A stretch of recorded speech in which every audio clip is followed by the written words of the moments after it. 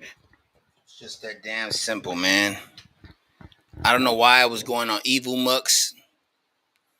Bad decision on my part. I'm gonna tell you right now, bad decision. Cause man, Restream is so perfect because it gets you like that straight to the point, man. Like you don't gotta worry about nothing else, but just press that stream button and you streaming, bruh. That's how fast it is, bruh. Literally, you streaming just like that, fam. Just like that. But what's good with everybody? What's good with all of y'all? What's good with all of y'all? Bro, we finally made it, man. It's Thursday. We got over that hump. We got over that little hump day, whatever that is. We made it on. The hell was that? Y'all heard that? I don't know if y'all can see that. Got the window right there. Just let some light in, Dex. That's all I'm talking about, man. Let some freaking light in, brother. Let the light shine in on your big forehead. Come back in. I'm sorry, children. Right? I'm sorry, kids.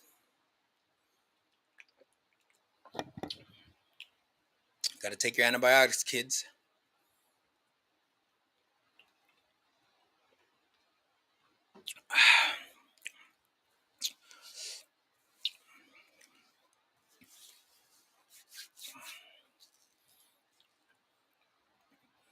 What we on today, man? When is Drizzy dropping again, man? I'm hearing all this speculation that Drizzy is about to drop something, Redemption or Man in the Mirror or something like that. What is it? What is Drake about to drop, bro? What has Drake got in store for us? What is Champagne Poppy got in store? And you can call me a traitor. Call me a traitor all you want. That's fine. I will agree with you at some form or fashion because um, we all know how this turned out. So let's kind of learn from that, right? And move on, right? But Drake is, regardless, Drake is still top streamers on Spotify. Win or lose, Drake is still the icon that we know him to be. And so that's what he's gonna do is just get back in the studio and make us some bops to dance to. That's what he's good for. To be the king, man. And I don't think Kendrick momentum's gonna after this. I don't know. What does he got next? What does he got planned? What does he got planned? I know I said I wasn't gonna be talking about this. It was gonna be the last time I talked about it, but man, I gotta say it, man. Like nobody else is.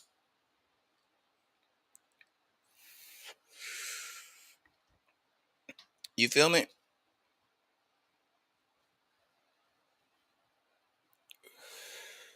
I just want y'all to know if you feel me. Do you feel me?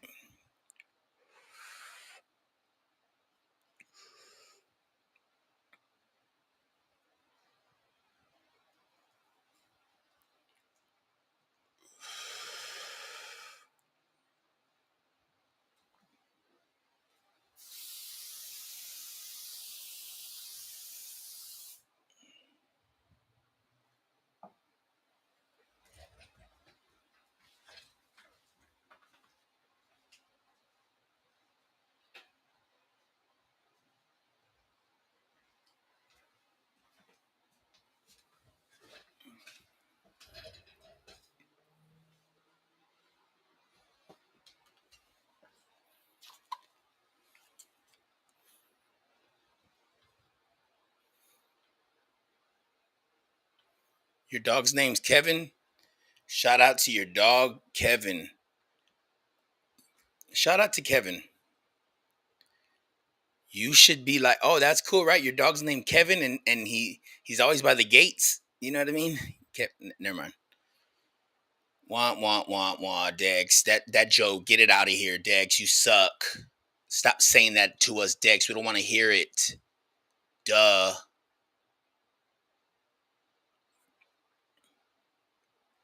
Yay, you're amazing.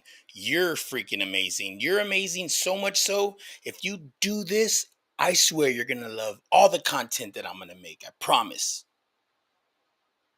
See,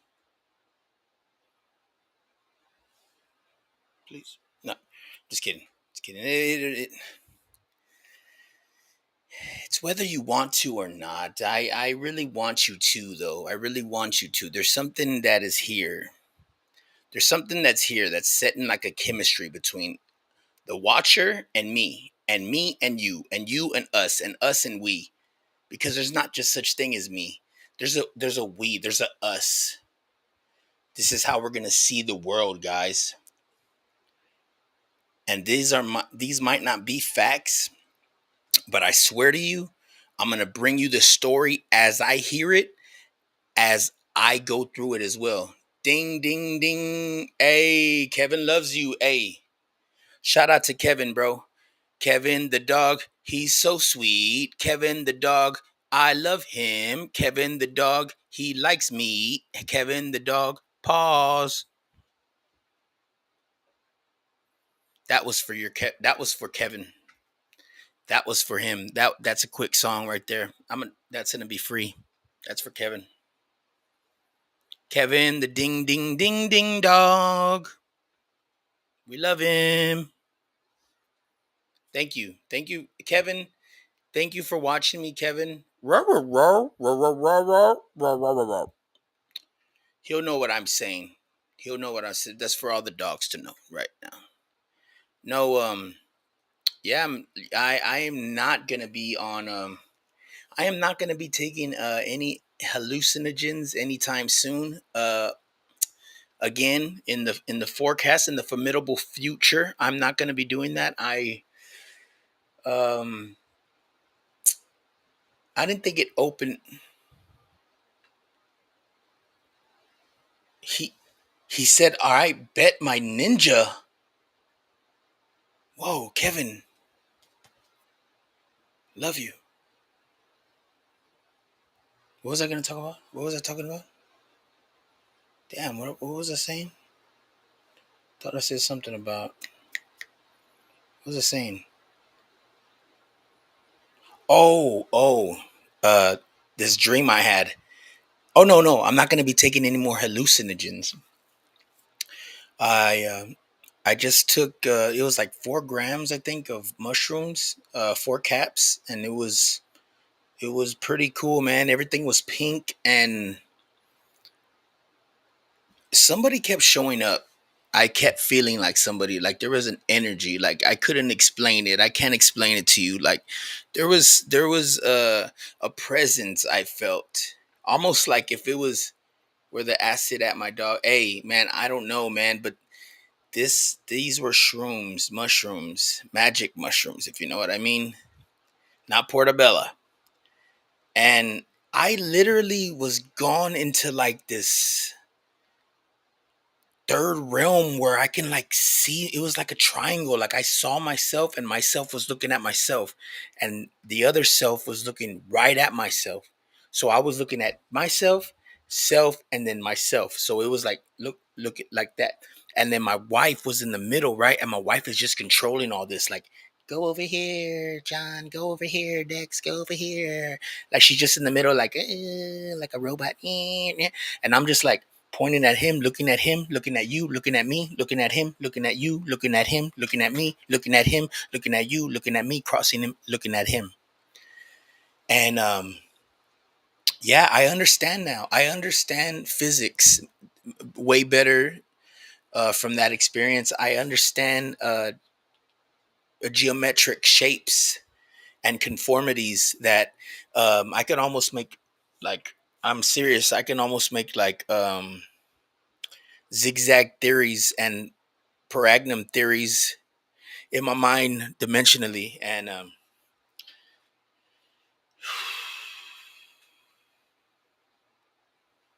look, I'm just trying to relay a message, man.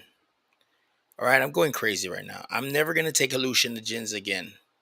Did you listen to those instrumentals I sent you? Whoa, who's this? What instrumentals? You sent me instrumentals? Tejas, what's good, fam? Bro, you don't even know, bro. took some shrooms, bro. And I'm just kidding.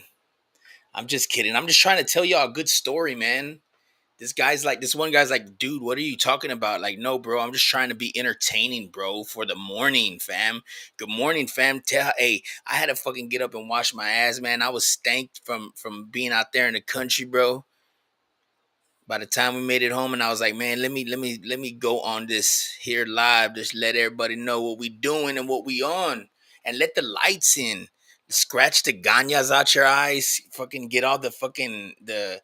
They say a man that goes to sleep with an itchy butt, you wake up with smelly fingers. That's a real theory. It's a real theory, and I believe in that. Yeah, I changed my screen name. I was an angelic spirit. I go by DJ to Monty Demon. You sent me your email, and I sent you two free instrumentals to use copyright free. Hey, DJ Demonic Demon. Okay, man, I am gonna say this. Is that your real name? Because if that is, that's cool. That is cool. Whatever you we're gonna check them out. We're gonna check them out, man. We're gonna check them out here. Actually, I'm gonna check them out right now. That's so true, man. Isn't that what I was saying earlier? Right? Right? Does it make sense? Oh yeah, look. I have a daughter named Lexi that I don't get to see. She's already 12 years old, and I don't get to see her. And that's her right there. Her name is Lexi. I don't know if y'all can read my sign. I always have. Hello, hello, hello, hello.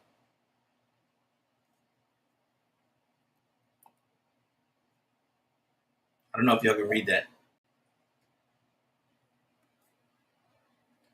Damn, I got frozen. Man, I got frozen, man. I shouldn't have moved anything. Such an idiot.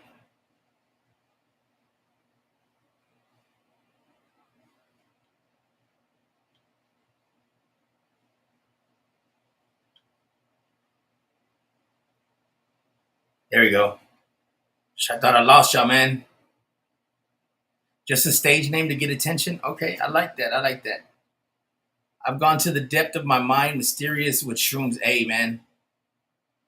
I'm just saying, I don't want to say it, but man, do not do not. Not. No, they're not. No, you don't want to know, bro. You don't want to know, bro. No, they're not. Can y'all hear me? I'm sorry. I don't know if I showed y'all. But yeah, man, I have a daughter named Lexi, bro, that I don't get to see. She's 12 years old. That's her. I don't know if you could tell she looks just like me. Looking by the way they squint.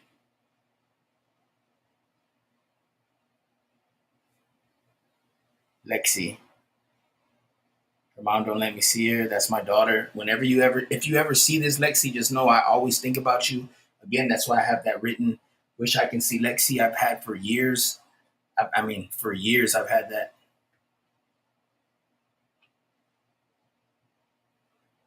Hey, Suge Knight, get yo. Oh, whoa, dude. I'm too tripped out right now, bro. I'm too. Tejas, can you fact check this fool, Suge Knight? Is this the real fool? What? Today's your last day, homie. What did I do to you, Mr. Death Row? I never done shit to you, bro. Don't be telling me that today's my last day. That's weird, bro. That's crazy, bro. Suge Knight. Nah, but let's check out these beats, bro. Again, but Lexi, whenever you watch this, and I just know I love you, baby, and I've been knowing about you, and I've been waiting, and I'm gonna buy you whatever you want, and let me know.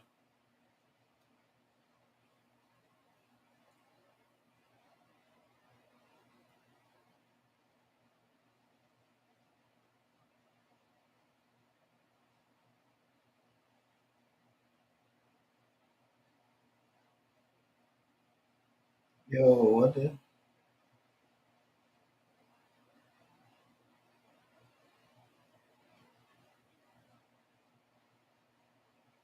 All right,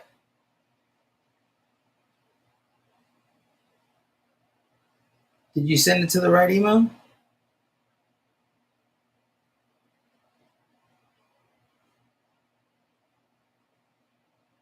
Oh man, did you Dropbox it to me?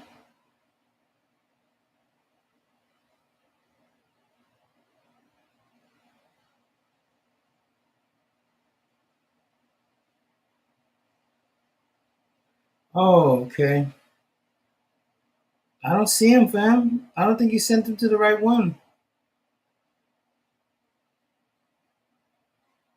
I just see a Cash App for $300. Did you send it to the right one, fam? Hey, man, send them to Barry White 1369. B A. Put that in. Barry White 1369 at gmail.com. Com. Sorry. Pause. The homie about to put you in a pine box, fool. Why? You're not even the real Suge Knight, bro. You're Shook Knight. Shook Knight. Yeah, have fun making a shank in prison, bro. Mr. Death Row, your breath smell like Death Row. Your breath smell like Gandhi flip flop. That's what your breath smell like, Suge Knight. Man, your breath smell like terroristic threats, bro. Like, damn, that boy got 9/11 in his breath. God damn, that boy. Oh, shit. For real, bro, we need like 17 boxes of your big old ass, man. Looking like a milk dud rolled up in a barber chair. It's like, oh yeah, like I'm big ass smoking a cigar, smoking a big ass turd. Suge Knight, huh? If you the real Suge Knight, if you the fake one, no, nah. If you, because I know you not the real one, because the real one wouldn't even have nothing to do, would not even be talking to me for what? What would he have to kill me for? Because I'm exposing what, the truth, and maybe I'm not running people over like you're doing, Suge Knight. I'm not hitting people over the freaking highway, running them down like two people, killing them in cold freaking warm blood. No, no, I'm not doing that. Never. Bro, I'm 25 again, Dre Sean. All right? I'll resend them now. Hey, resend them, fam. I put it in there. But listen, Suge Knight, I ain't scared of you. Nah, shit. You ain't even the real Suge Knight, bro. Oh, Mr. Potato Head looking at it.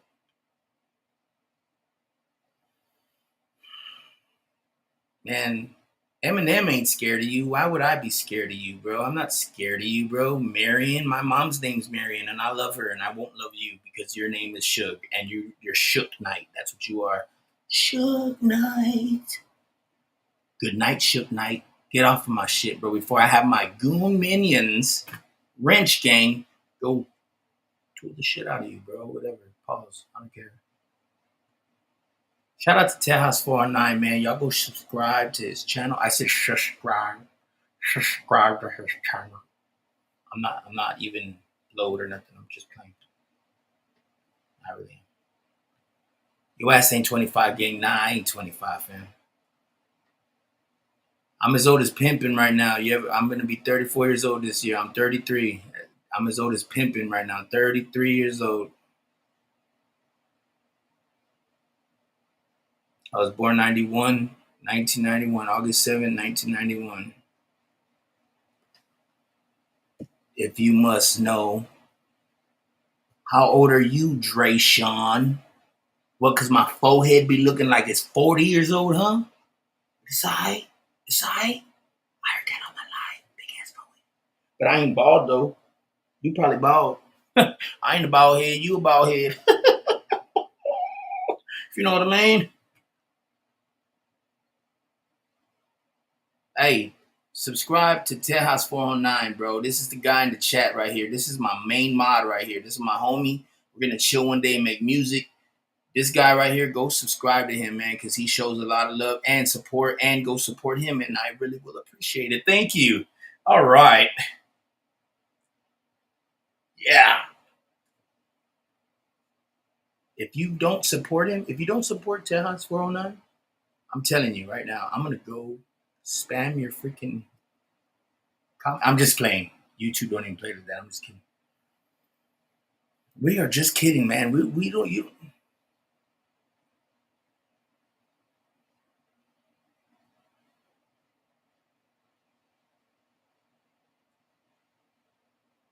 Hmm? Bro, I am 33 years old, bro. August 7th, 1991, fam. What are you talking about? I'm not 25. I say I'm 25. I've been saying I'm 25 again for like the past 5 years. But I'm a grown ass man. I figured 3 more years in this rap shit will be relevant as F. And yeah, August 7th, bro. I'm a Leo. You'll stay young forever. Hey, hey. So you young, fam, but you got an old soul, bro. I appreciate them words, bro. I like them wise words, bro. I appreciate that, man. Salute, gang.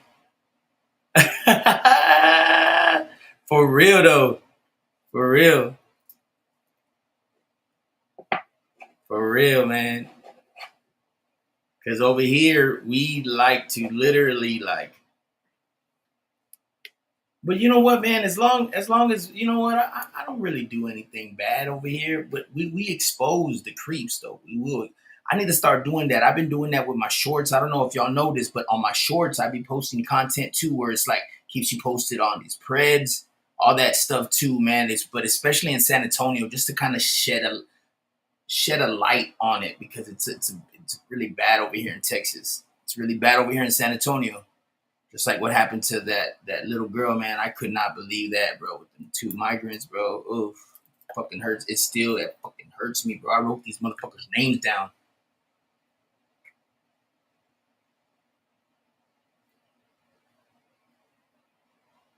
Nah, man, you good, fam, you good, you good. You can chill, you good. I ain't tripping. Hey, as long as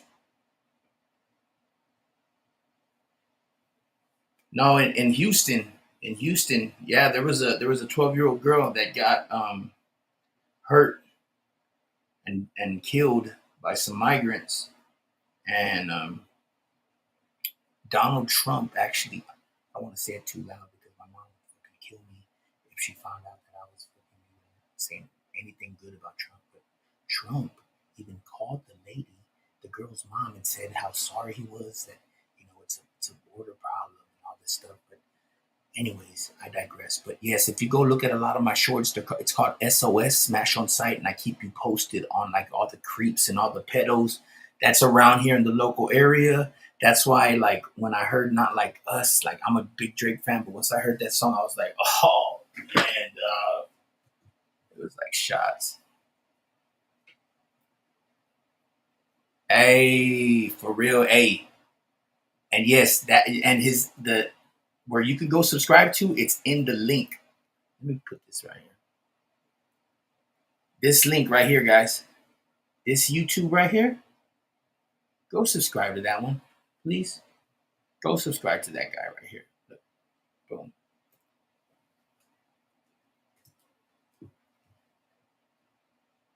R.I.P. to Danny Boy. What? Who's this? R.I.P. to Danny. Danny Boy died? Don't tell me that, bro.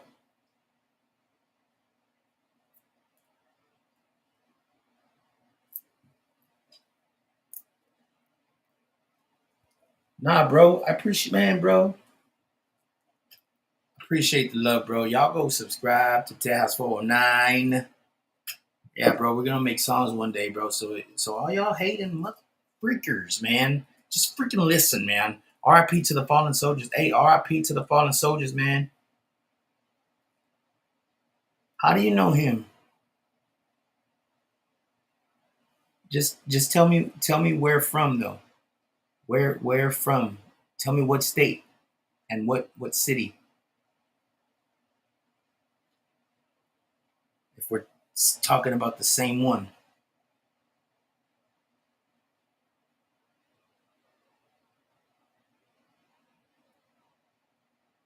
See, I don't know. I think I know who you're talking about, but I'm just saying what city and what state. Go to the island every other month. Whoa!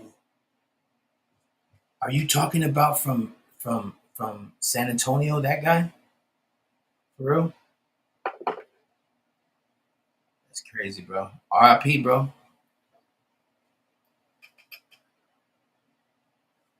What? Oh, he's from up there? Yes, ma'am. Yes. Hey, what's up, PJ? That surprise witness was good. Yes, I know. The wifey yesterday had a hey, and man, y'all better not block BJ again. Somebody I had seen y'all had freaking blocked her, man. I was so freaking mad, dude. For real, dude. I was so freaking mad, man.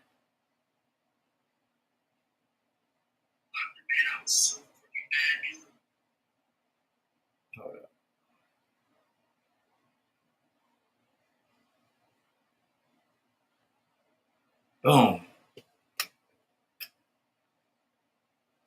Yeah, I had to get up. My wife. Well, yesterday we got up early and were at the we have this little. It's not ours, but it's part of my family's land out there in Floresville in Texas. And literally, my wife had to go to the hospital out there because she thought she was kind of scared. She didn't know what she was feeling bad, whatever. And yeah, we got that taken care of because it was boom, quick in a hurry.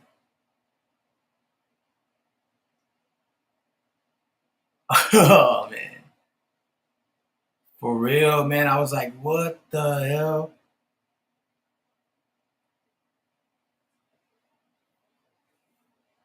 Hey, what? He was 27. So, man, I think I know who you were talking about. Ask around, tell us your little homies will know him or him. He was a big bro. He was 27, probably young to you. OG. Oh, why do I gotta be all that? OG.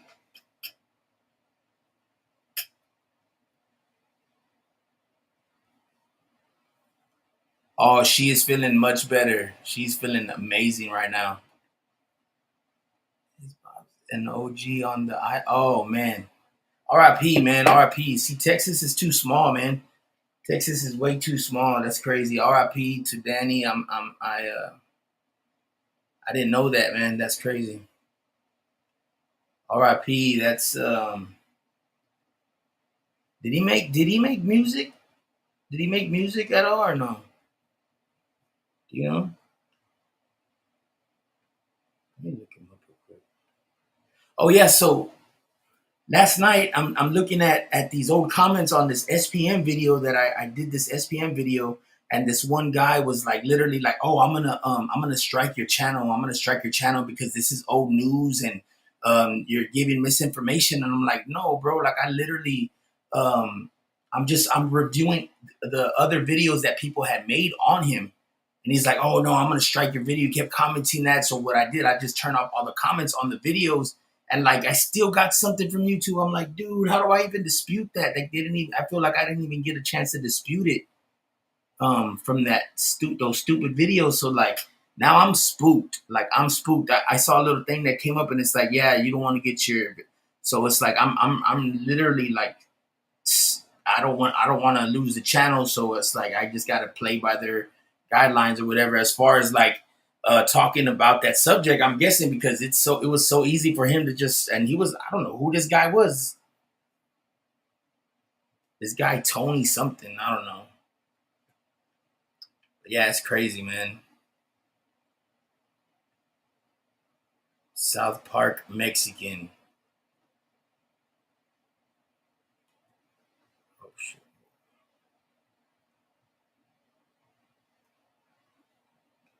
No, but I got this new one, and see, I've been wanting to get into some country too, like just dive in and record while I'm on live. And I wanted to do, but I need to turn off this fan. This fan is pissing me off.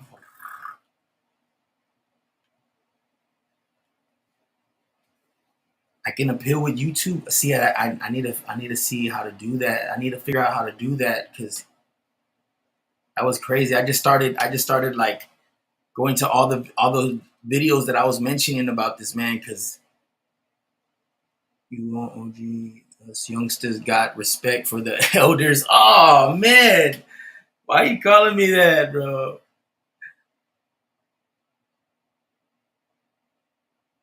No, but I'm just saying, man. Do not mess with anything shroom related or anything like that. Those things are the devil. They're scary. Do not mess with any of those.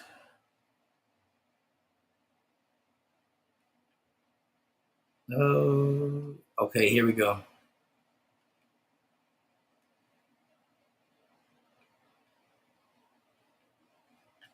This video is I just put this video out this I'm already gonna get Versa because Versa's been busy as hell. Versa works like crazy, so he's the one that masters all my music when it's ready to go out. As far as like to distribute it, it's just DistroKid. That's all it is. He gets it right, sounding right. That way, it sounds all the same. But that's all I need to do for these right here.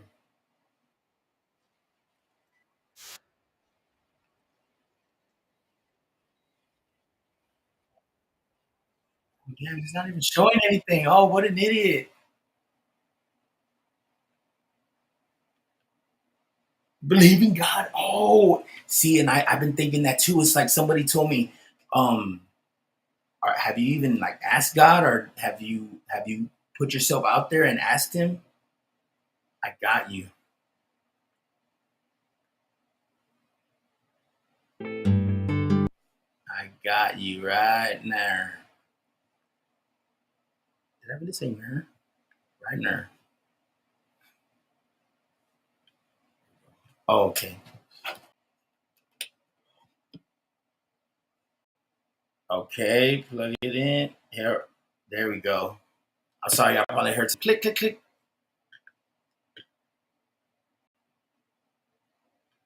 Here we go. I've been going through something, and I don't wanna ask for help. I've been drinking all my pain. I don't think that you can tell. This whole world is filled with problems, way too much to even count. I just really need some healing, healing now to come around. So far away, why you over there? So far away, you know my life's in your hands again. You know my life's in your hands again. No, somebody like on the live, this last live, I was like, what? Appreciate you. Hey, and y'all go, man, that BJ, the latest video, that shit was fire. I didn't even know that that lady, right? That was the lady from Fat Farm. She had like a baby fat.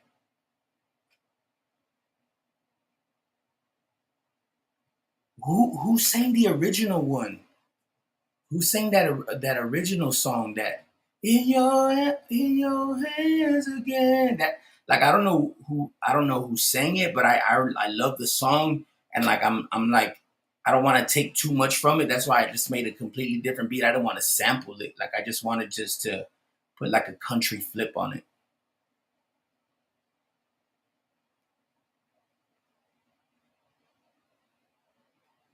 Then this one right here, I don't know what I'm doing with this one, but I need to finish it off. It's literally just a chorus, and then it goes into like if it was gonna go to a verse, but it literally could be a bridge or I don't know. Stuck inside my heart is a pain too deep. Wish I can hold you in my arms, put you fast to sleep. Although you hate me at times, you gon' learn to love me. How even go to war with God if I have to, baby? Tonight I probably be in Hell's Kitchen tonight with you, girl. Only a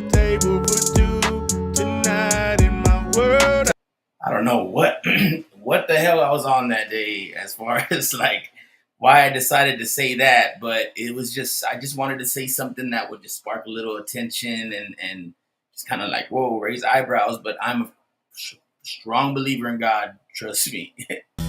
Stuck inside my heart is a pain too deep. Wish I can hold you in my arms, put you fast to sleep. Although you hate me at times, you gon' learn to love me. How even go to war with God if I have to, baby? Tonight I probably be in Hell's Kitchen. Tonight with you, girl, only a table for two tonight. Basically saying I'm so down for you, like I'm literally like I'll go to war with my own like for you and burn with you and it's kind of it's kind of a sick if you think about it. Oh man, but but I would never do all that shit that they do. Hell nah. Like the crazy, like wear all red and shit like that. Hell nah, right? You can fact check me, right? I ain't gonna do that. Hell nah. My mom will whoop my ass. I don't even talk about Trump. I can't even talk about Trump out loud. My mom, like she knows that I can't even vote. Like I can't even vote anymore. Like I don't know why she's still. You better vote you better vote Democrat. Blah blah blah. Crazy, right? I just tell her. But it's still good. You still need to do that. You know, for other people that can, that's badass. Okay. Ooh la la la. There's the one I've been wanting to freaking work on. This one right here.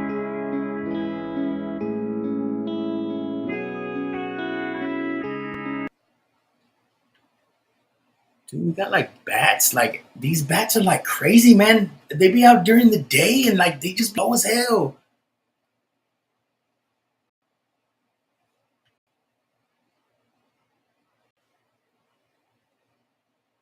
Oh no, yeah, no. It was in 2008. I had a, it was a aggravated robbery. I was just a driver. This is already done. I was on 10 years probation. Yeah, check my paperwork and everything. Like I got paperwork. My name is Jonathan P. Garza. I got my paperwork is pristine because it just shows like yeah like one little bad thing. It was just a aggravated robbery. Um, it was actually yeah we got that that was in 2008. Like I was a kid. I wasn't even 18 yet. I was like barely about to turn 18. And yeah and since then I just never even after I did 10 years of probation, I did like a full 10 years, right? And I was even sober for like 6 of those years. And then still oh shit, hold on. Here we go. And then still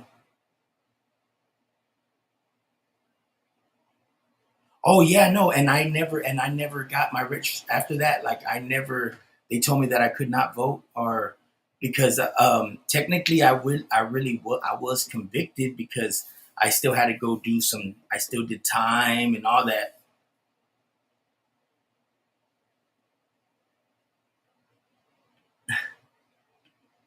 I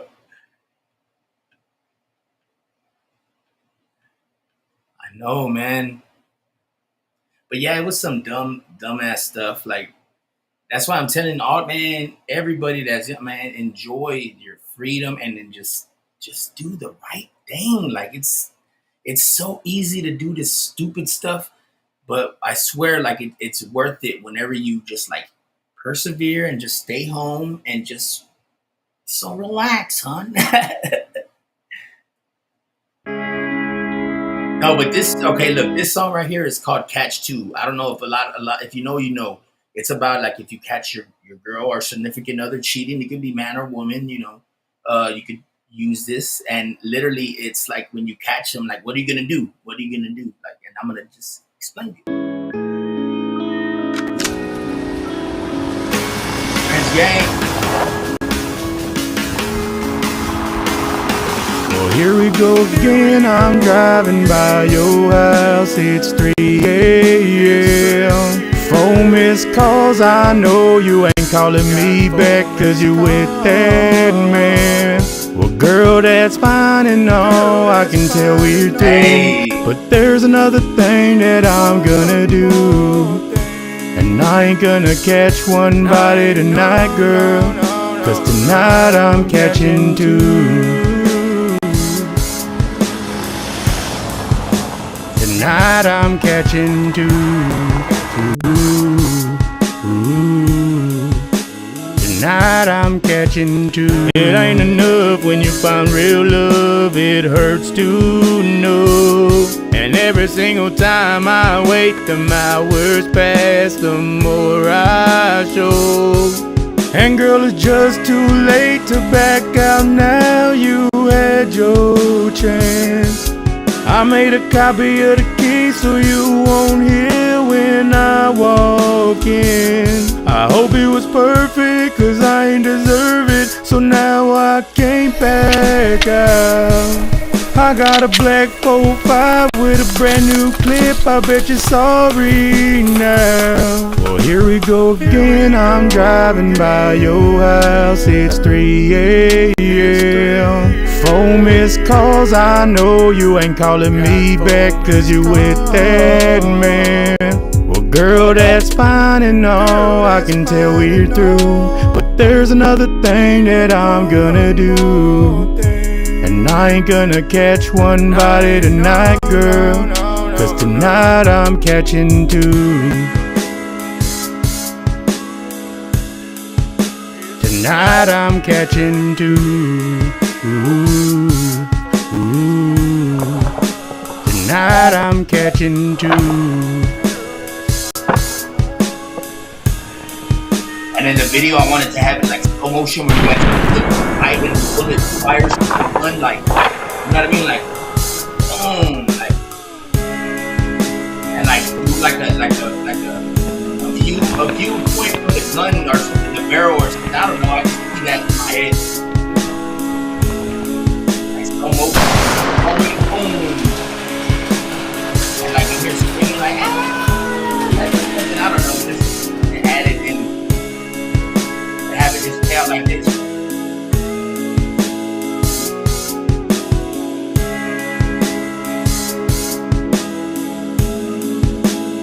And if I could have my brother Miles, he's artist. If I can have him on here, I know he'd be like, he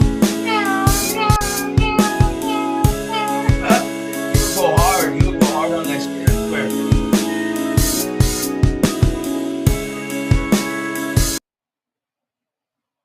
Bro. You like that one, Taz, bro? Taz, bro. You like that one, fam? Appreciate you, bro. I don't really get a response from that one. That one, I ever rarely get a response from. They'll be like, "Oh, what?" Like, I got one that I sent to this guy, Pac-Man, from San Antonio. I hope he. I got a lot of open spot, like a lot of open music right now. What is this one? This one sounds like a club country song. If I know what this one is. This one sounds like a club country song, and I don't really like it. Sounds a little bit just too, like, I don't know. I just can't put it in. I can't even speak. Check this out. And now then, I'm only just a man. Let me be I free. Admit sometimes I can be fired, and I know one thing, I ain't no liar. Oh, did you forget? Do you need a reminder? She a real big house and I'm running inside her. And I'm drinking way too much. I think I'm drowning in my cup. I'm drowning in my cup.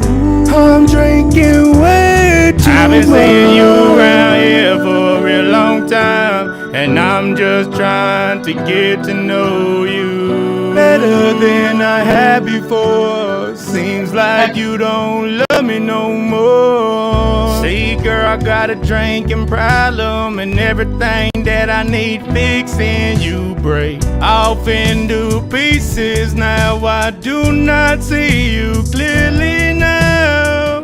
I know you're mad when you go say, hey Dex, go settle down. I'm only just a man. Let me be free. I admit sometimes I can be fired, and I know one thing, I ain't no liar. Oh, did you forget? Do you need a reminder? A real big house and I'm running inside her. And I'm drinking way too much. I think I'm drowning in my cup. I'm drowning in my cup. I'm drinking way too much. I've been seeing you around here for a real long time, and I'm just trying to get to know you better than I had before. Seems like you don't love me no more.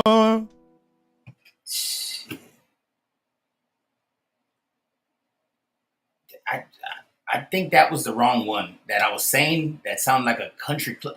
That one didn't even make the album. This one didn't. It's just know you country. I don't know what, but see, that's what I'm saying though. That's why I wanted to do the whole album from BandLab, because it was like a gift and a curse, because but the curse being that my free curse, by the way, is an artist from San Antonio who's like free curse. My the computer that I normally use with the Pro Tools and all the smart gidgy gadgy stuff and all the badass plugins and all that stuff. Well, that just ran down and died like it just out of nowhere. So I didn't know how to record. Of course, I go to Versus using, he has badass equipment and all that stuff, badass studio, the Apollo and all that stuff. And that's where I record my other music over there when it's Hunger Mob and all of us like that. But I needed something for myself again because that computer went out. So I just went back to BandLab. Like I just was like, wow, what the heck? Like BandLab just has this, it's just working. And though I do want to get the Pro Tools back up and running, because yes, that's like the main way, like that's the skill level stuff and blah blah blah. Like, but it's literally what worked for me, and it's like people don't even realize that I made these on here. I mean, I'm showing y'all. Like this is easy to do. Like it's that if especially as someone like me, and I'm complicated as hell because like I don't ever read instructions because I'm scared of words as far as like reading them because I have dyslexia. So I get freaked out by words and I can say them and pronounce them. That's why I'm weird about that. That's why I think I was like destined to be a rapper.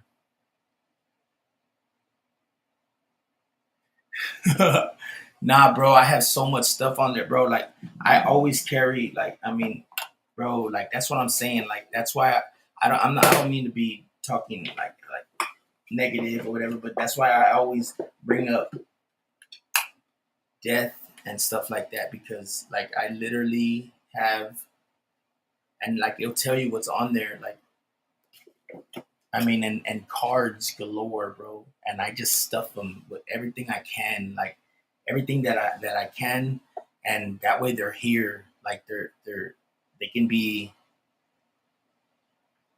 You just gotta, man. There's so many freaking vocals, like bro. I could probably put out freaking. And not only that, but I got other computers that are just like that will still turn on to this day, but they're just old. I'm talking about gateway computers. I'm talking about stuff from like, bro, I was already recording at 14 years old, bro. I was rapping at 10 years old, bro. A lot of people don't even know. I was rapping at 10 years old, bro. My sister's boyfriend, Greg, at the time, boom, I was 10, whatever, boom, he'd be coming around. He was dating my sister, whatever. And then I would like listen to him flow. It would be freestyling, but he wasn't that good. But I'll be hearing him, and it just made me wanted to do it. Wanted to try to write down and try to do that, but I could never write or read. So I would just literally freestyle in my head and then copy and mimic things, mimic Eminem. I would mimic him, Greg, the guy Greg.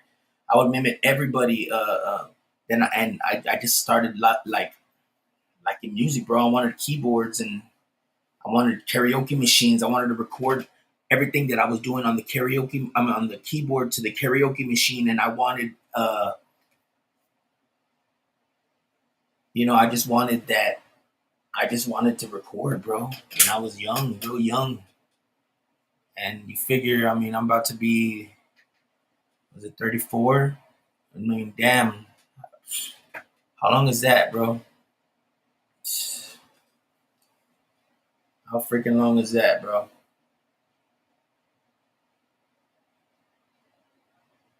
Hung up the mic for several years. Yeah, yeah, man. And bro, you can literally see my. I've been on YouTube for like, I gotta say, maybe like 13, 14 years, probably longer, bro. 14. Like the earliest video I have on YouTube, bro. Music video too, like old old shit, bro. Like I've been doing this for a real long time, bro. Like putting music together, knowing what a chorus is, what a hook is, what a bridge is, what a verse is, what a 16 is, what a 24 bar is. They don't make those anymore. What a bridge to chorus, what I mean fucking crescendos, freaking baritones, fucking the I can never read the music, but I can tell you the notes and I can tell you like the measures, like you just it's just go you just go down. It's just like the same things, but it's on the other side. Boom, boom, boom. Like, bro, like and I thank my mom for putting me in choir. She put me in choir, man. I thought I was getting bullied too. I don't give a shit, but I still I wanted to sing. It's crazy. I wanted to sing at the same time too. Yeah, a little flame in my heart to grab that. Yeah, bro. Hey, for real, bro. I know, but I did that same stupid. Like, man, I had a really good life, man. Yeah, like we were poor, but my parents like worked and freaking got us to like way better. And my dad always sacrificed. He would always have the torn up shoes, messed up shoes, get us all the new Jordans and all this shit. Like, working class definitely. But I don't know, seeing him, bro. I guess like, cause he was jumping out of helicopters from the military, and always a hustler, man. Always made sure like we had food and shit. So I had a good life. I don't know what made me turn to doing crime and all that was idle time. Just being bored and not wanting to go work for, wanting to get stuff the easy way. And it's not, bro. Anything that gets stolen or anything like that, any products that are like that, bro, they're gone just as fast. Like, remember that. To anybody that just needs to know that any product that you get like that, they don't last like that, man. They don't last a long time at all. I'm gonna just tell you, that shit's gone like that. Just like how you got that shit so quick. Oh yeah, you hit a lick, you hit a lick, you hit a jug, and all that. Boo boo boo. No, bro, you straight up mess with. Oh, you gotta be careful who you mess with, bro. It's crazy out here, fam. It's crazy. Hey, hey, man, and it's never, man. It's really never too late. That's why I think it's good that I'm gonna cross over into this country because I'm country don't got a age limit, man. The older you are, the better. I think so.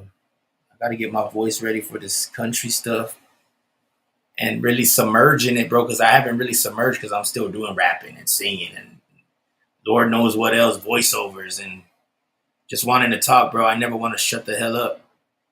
But what I won't do is talk to a cop. I'm just saying, I start playing. I got amnesia. I got amnesia, officer. I don't like you. You never like me, so I don't like you. If you leave without saving, nah, you could save it. Right now, like just exit, right? Leave it. Erase it, right? I don't ever know. I don't ever know what to like, what to play. And then sometimes, oh wait, this one I know that this one is straight like rap. But a lot of people, what I was thinking, bro, I need to stop just saying shit and just do it. Just do it. Like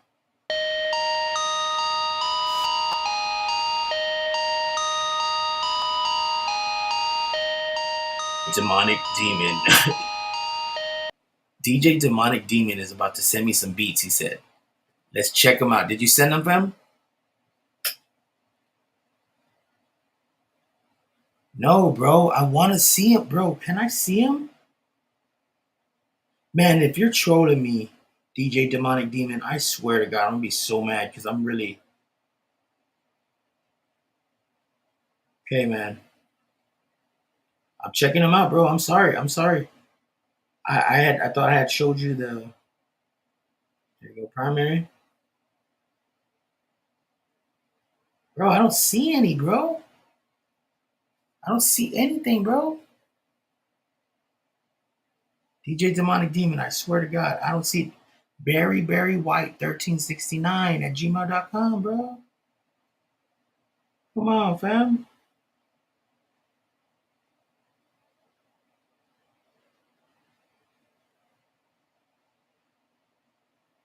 Bro, I do want a network, fam. Send them Barry White 1369 at gmail.com. Send them and I'll play them, fam. You haven't sent them. I swear to you, you haven't sent them. I haven't got anything. I would be playing DJ Demonic Demons.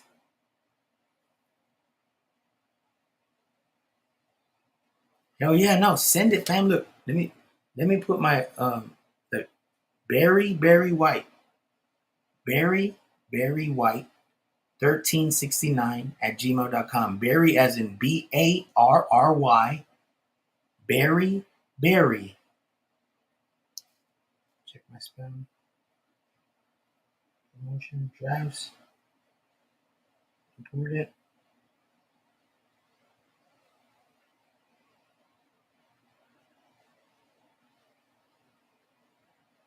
No, fam. Barry as in Barry. Type it in the chat. Hey, Denver, Colorado. What's up? What's up? Have a good day at work. Have a good day at work. Be careful today, okay? Have a great one. Hopefully everything goes in your favor. And yes, sir. Yes, ma'am. Appreciate you for that. For if you could like it, I really appreciate it. Barry White 1369 at Gmail. Because me and Tejas want to hear that for real.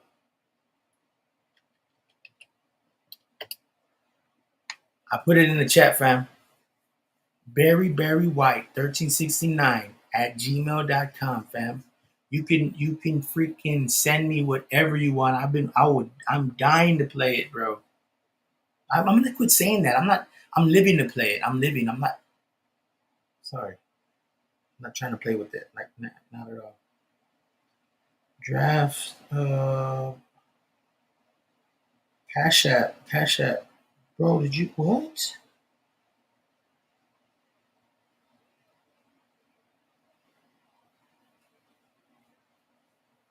Yeah, we want to hear. Hey, me and Tejas want to know, bro. What you got on there? Like, cause we want to hear that for real. I'm trying to hear your music, fam. I'm trying to hear it, bro. I've been trying to hear DJ Demonic Demons songs for like the past 2 days. Okay, for real. I'm not playing.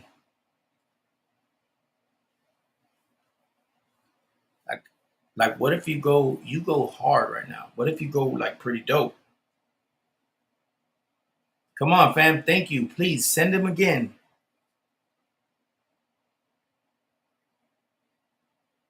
Hey, but real quick, guys, like the video, but man, go to Tejas 409. That's the guy down here, bro. Go subscribe to his channel, fam. Get, bro, content on the way. You don't even know.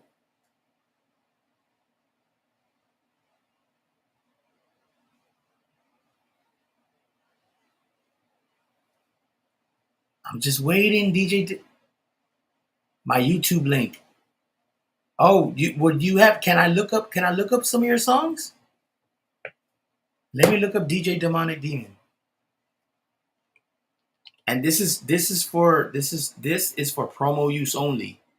I'm only playing this because he's given me the authorization to play this, and it is for educational purposes only. I gotta say that again.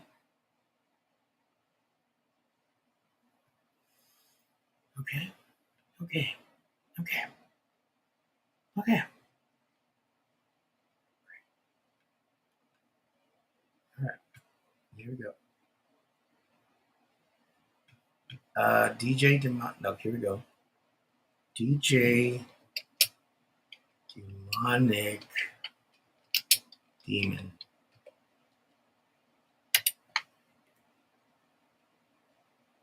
Oi.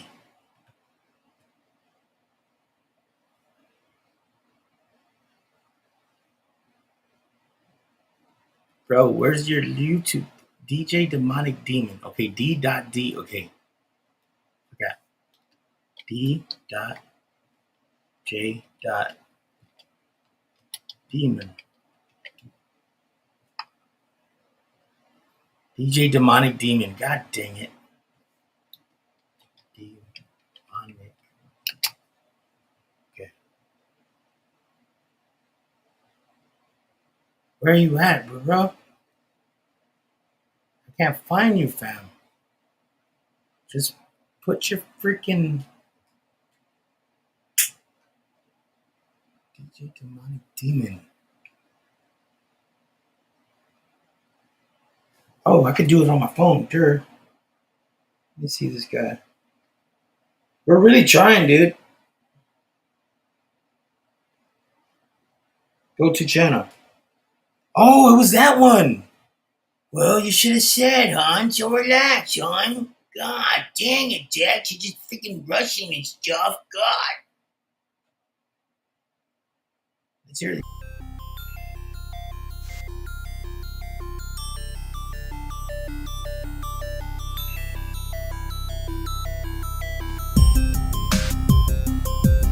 Hey. Diddy minute. Yeah. Hey. Yeah. Hey. Man. Go subscribe to DJ Demonic Demon as well.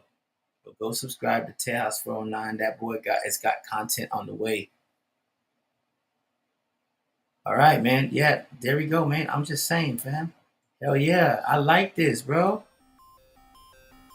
DJ Demonic Demon in the mix. You are now listening to DJ Demonic Demon Speaker Candy. DJ Demonic Demon Speaker Candy. Only you can listen to the demon at work. DJ Demonic Demon. Mess with his beats, he'll mess with you. Right back. Yeah, real time, you gotta give it though. You gotta get the principle just on the instant. Yeah, I need some insulin. I think I'm weary. Man, I'm really looking at it like the. Yeah, I don't know.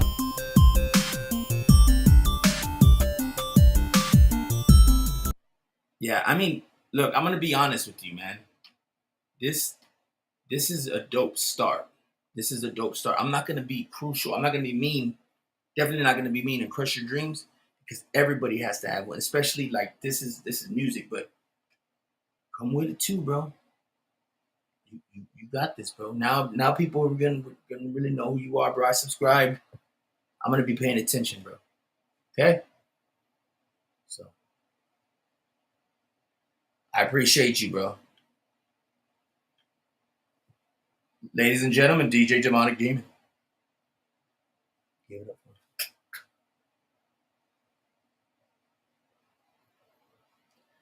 All right.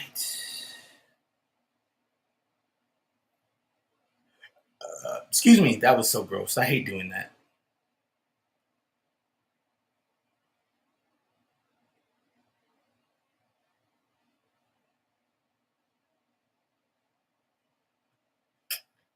Dude, what is up? What is up, gang? We're here. Again, this is for promotional use only, YouTube. Calm down. Calm it down. Do y'all want to see some of BJ Investigates or the surprise witness content? I don't think y'all understand who's in our chat right now, guys.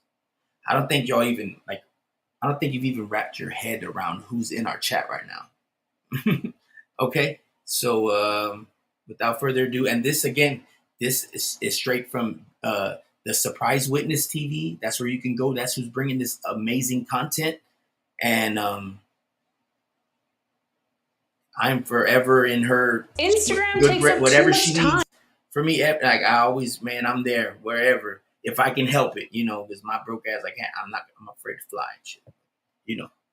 Shout out to BJ and the Surprise Witness TV. Y'all go subscribe to both their channels. We're about to witness her. We're about to go and review. Y'all don't understand who's in my freaking chat right now, bro, or who's been in my chat, bro. Like BJ Investigates is like freaking high up here in the YouTube world, bro. So that's what I'm saying, man. Like, without further ado, what I'm about to share with you is how my team and I shave off hours of. Well, Diddy got sued for a 10th time, and I wasn't even going to cover this because it's like, okay, what, more of the same? But it's actually not more of the same. There are some extreme differences in this lawsuit from the others I've read. Let me show you what I mean. Now, before I get into actually reading the lawsuit, I do want to say I have seen some other YouTube content creators coming out and talking about this lawsuit and saying things like they don't find this particular plaintiff to be credible. I've seen, for example, Andy Popcorn Planet, friend of the channel. He's always been a big supporter of me. Thank you, Andy. I saw him kind of implying or maybe even explicitly stating that maybe this plaintiff was planted by Diddy or planted for some reason to make other allegations seem less credible. I really don't know evidence for this. Andy does point to and discuss something that I do find to be a little bit curious, which is the Cash App of this plaintiff. Her name is Adria English. Her Cash App name is something like $she Diddy. Oh. So in and of itself, yes, I understand this particular plaintiff, maybe there's some stuff going on with her, but I don't think it actually matters. TLDR, I don't think it matters if this woman is credible, because the two things that I find to be the most important about this lawsuit, there are receipts and evidence included in this lawsuit where it doesn't matter if the woman's telling the truth or not. Let me show you what I mean. So here is the lawsuit. I downloaded this one myself from Pacer. Okay. We're definitely not reading through this whole lawsuit. It is 114 pages long. So who is this plaintiff? Adria English. Well, she is, and they do open and lead with this. Now, if you saw my CoffeeZilla video, you saw I already talked about a concept called stealing thunder. And that is when you are in a legal action and you know somebody's going to bring something up, you bring it up first in order to steal the impact that was going to have. So in this case, this was filed on July 3rd and today's the 10th. So exactly a week ago, this was filed, the day before Independence Day, girl. I don't know why they're doing this all of a sudden now. Maybe, I don't know, maybe Tyrone Blackburn started it. Maybe this is just something they've been doing. I haven't seen this until the P. Diddy progeny. But you do have a trigger warning here. So there's a trigger warning. So who is this plaintiff? Plaintiff Adria English. She is, and she steals the thunder. She puts it out there first thing first. And she says that when she was a teenager, she was coerced or kind of tricked into making some adult film content. She says that there was a well-known grown man in the industry who told her that this was supposed to be a tape. Now, this is back in the day. This is like, 2000, 2001, I don't know, something. But she ends up saying that that was an important component into her recruitment for the whole, what she alleges is an ST scheme put on by Diddy and his accomplices. So here's the complaint. And as you can see, Adria English, she is suing Sean P. Diddy, Puff Daddy Combs, Brother Love, Bad Boy Entertainment Holdings, Sean John Clothing, Combs Global Enterprises, Tamiko Thomas, Jacob the Jeweler, which I think I've seen him come up recently somewhere else. And this is one of the two things that I believe sets this case apart. It also, in my opinion, you'll see, I'll show you why I think this and you can tell me in the comment section. But it also, I believe, is the number one reason, in my opinion, this plaintiff is being treated very differently by the traditional media than the other plaintiffs. I mean, this is my opinion. But as you can see here, Adria is suing Vibe Magazine and a company called Penske Media Corporation. Now, Penske Media Corporation was already on my list. Why? Because they are a huge media conglomerate. They own a lot of stuff. They have this, like, Penske is the parent company, and there's all these companies up under it. Let me show you what I mean. Here's their website. And if you go to the brands tab up at the top, look at all their properties. We got Billboard. We got the Golden Globe Awards, Variety Magazine, Women's Wear Daily, The Hollywood Reporter, Rolling Stone, the Billboard Music Awards, the American Music Awards, the New Year's Rockin' Eve with Ryan Seacrest, So You Think You Can Dance, Deadline, and the Streamy Awards, to name a few.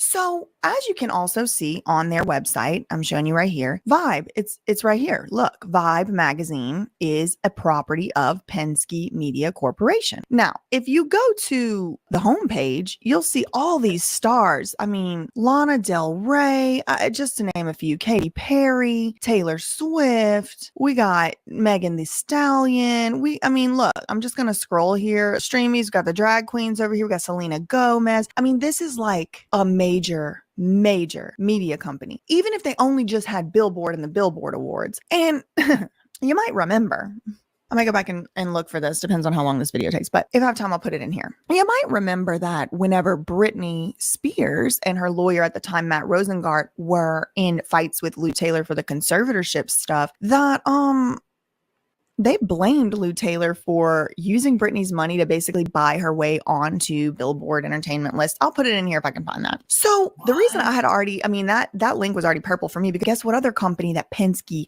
co-founded with a woman named Bonnie Fuller? Hollywood Life. Dang it. Sorry about that, guys.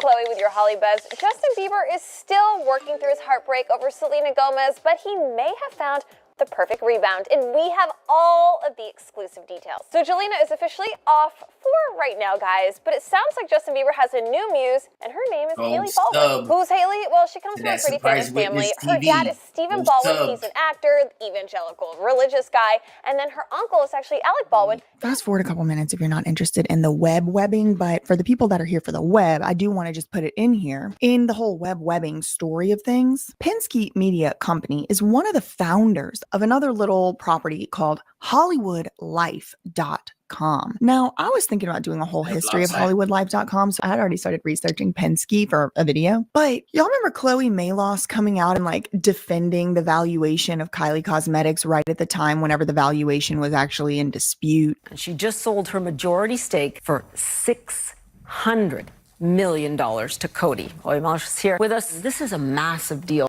Chloe. And I want to ask you about the valuation, right? The sticker price. Is it worth it? What has she built here? 100% it's worth it. And Chloe Malos at HollywoodLife.com. Now she's like the exclusive interview choice for Jeff Bezos and his girlfriend who looks like a blockhead. Now to a CNN exclusive interview with our very own Chloe Malos. World. You know, when you go and you look at your net worth, it's too much money to even spend in a lifetime. Do you plan to give away the majority of your wealth in your lifetime? Yeah, I do. Yes, So we're building the capacity to be able to give away this money. So it's. Let's bring in our own Chloe Malos, who sat down with the two of them. It just goes without saying it is so hard to get time with them. So the fact that you're the one they chose to sit down with says a lot. Thank you. You're the one they chose to sit down with says a lot. I saw him and Lauren at the Portrait Gallery unveiling with Clive Davis. So you have all of these people in the room. Who was in the room? Marion Edelman Wright, Jose Andres, Venus and Serena Williams, Hillary Clinton, Dr. Anthony Fauci, Clive Davis. But you know who had the biggest buzz? Tell me.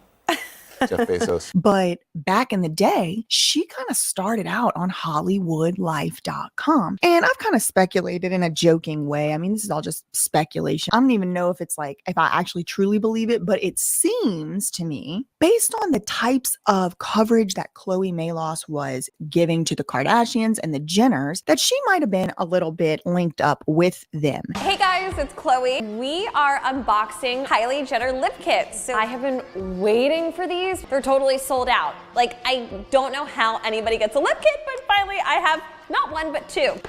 I'm like getting goosebumps right now. I'm so excited. The detail on the box, Really? dripping. I just love it. This is so Kylie. So fancy. Drum roll, please. Man, you were able to buy those at those little fashion stores, the little cheap ones. Ooh, picture of Kylie in jail. Hot. She wrote me a note. My new lip gloss, XO Kylie. I wonder if she like hand wrote every single one. Lip gloss. Oh, that is so Oh my gosh, cringe, guys, bro. it smells so good. Oh my gosh, it smells so good.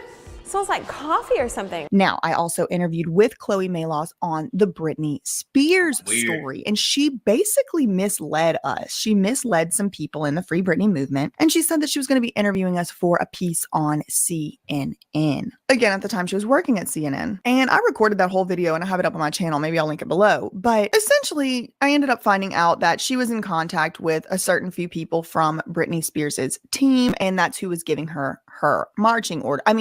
Information. So that HollywoodLife.com company was also owned by Penske Media. It was co-owned by, I think, a woman named Bonnie Fuller, and I think she did finally just buy it back. I'm not exactly sure. But when I saw Penske Media in this lawsuit, I was like, hold on. This might be something a little bit different. Because why? Because so far, we haven't seen anybody suing the media in these lawsuits. I mean, I haven't looked at the two most recent ones that closely, so maybe they have. But this was the first time that I saw someone suing a media company and not just the record company or the label or the CEO or whatever. Now, importantly, it doesn't actually matter if this plaintiff is credible because she includes receipts from Penske Media and specifically Vibe magazine. Let's keep going. Okay, and just to let y'all know, there are some actually not sent pictures in this lawsuit. I will not be showing them here. But if you go out in the wild and you're looking up this lawsuit on your own, there are some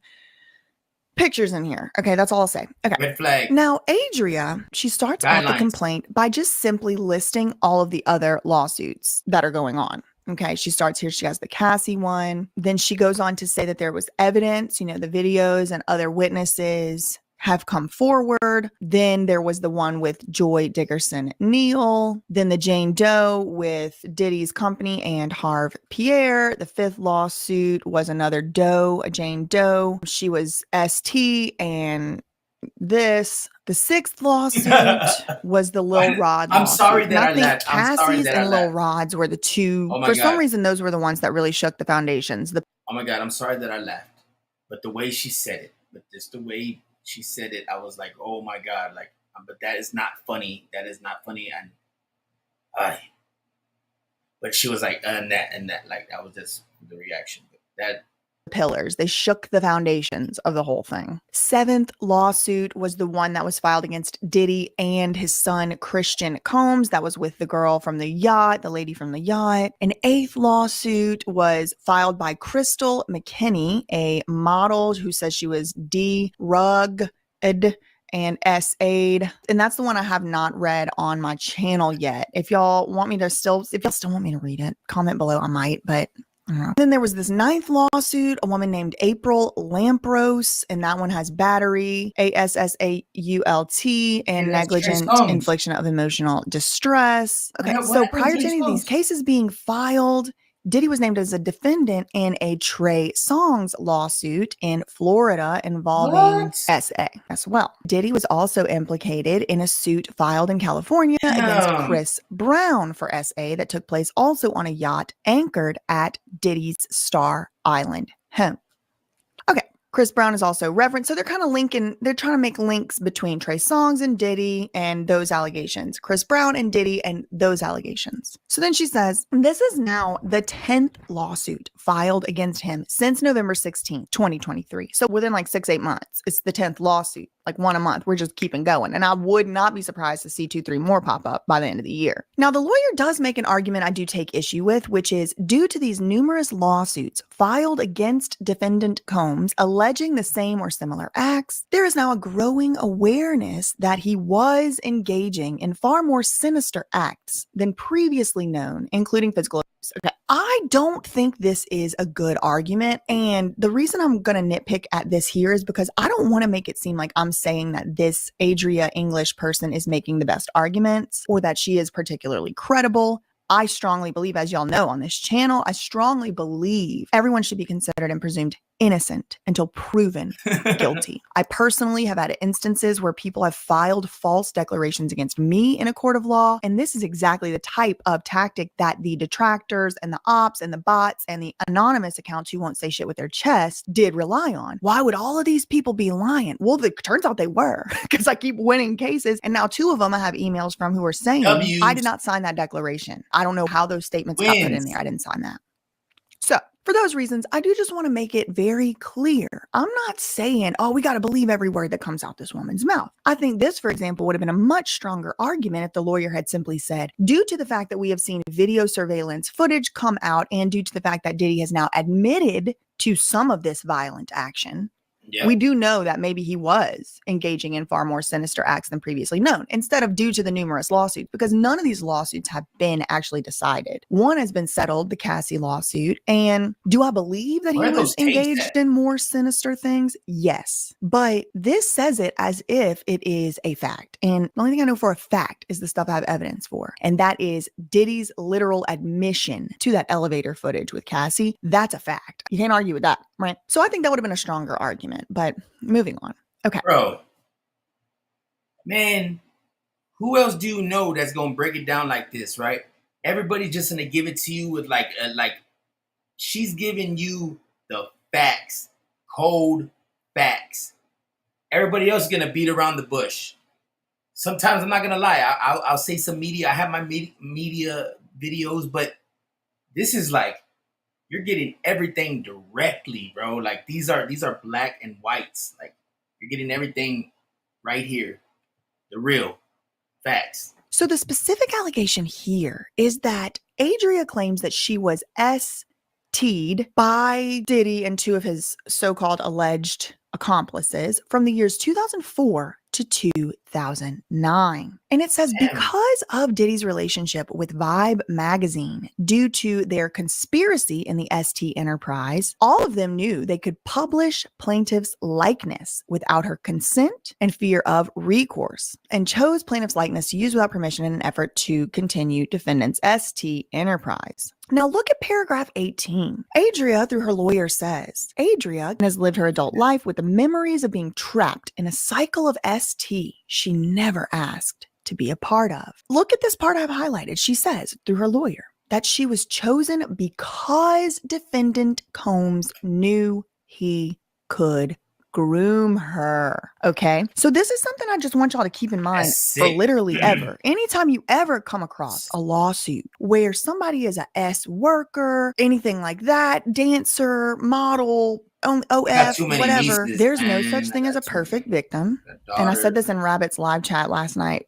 Shout out if you're watching this live chat and you also watched that one, you saw this comment, put a 3 in the chat. But P. Diddy was obviously not recruiting women from the Sunday school class. Okay. He was recruiting women who he believed had a propensity for being more okay with debaucherous and highly behaviors. Okay. What do we hear from all these people? We heard from Lil Rod. We heard from Cassie. We heard from several of the other plaintiffs who are suing Diddy. Even the one lady who was doing the interview from Making the Band, she was like, yeah, I mean, we did our first challenge and he came out in his robe after he had been making us wait for 20 minutes while he was doing, we all know because we could hear it in the bedroom, and he came out in his robe. I know, man. And my wife, she'd be coming home. She'd be tired from work.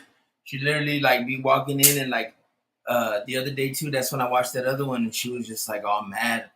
She tries to stay up and watch them and she just falls asleep.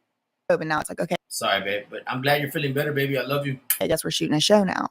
So she acknowledges this here. She says through her lawyer, she was chosen because defendant Combs knew he could groom her.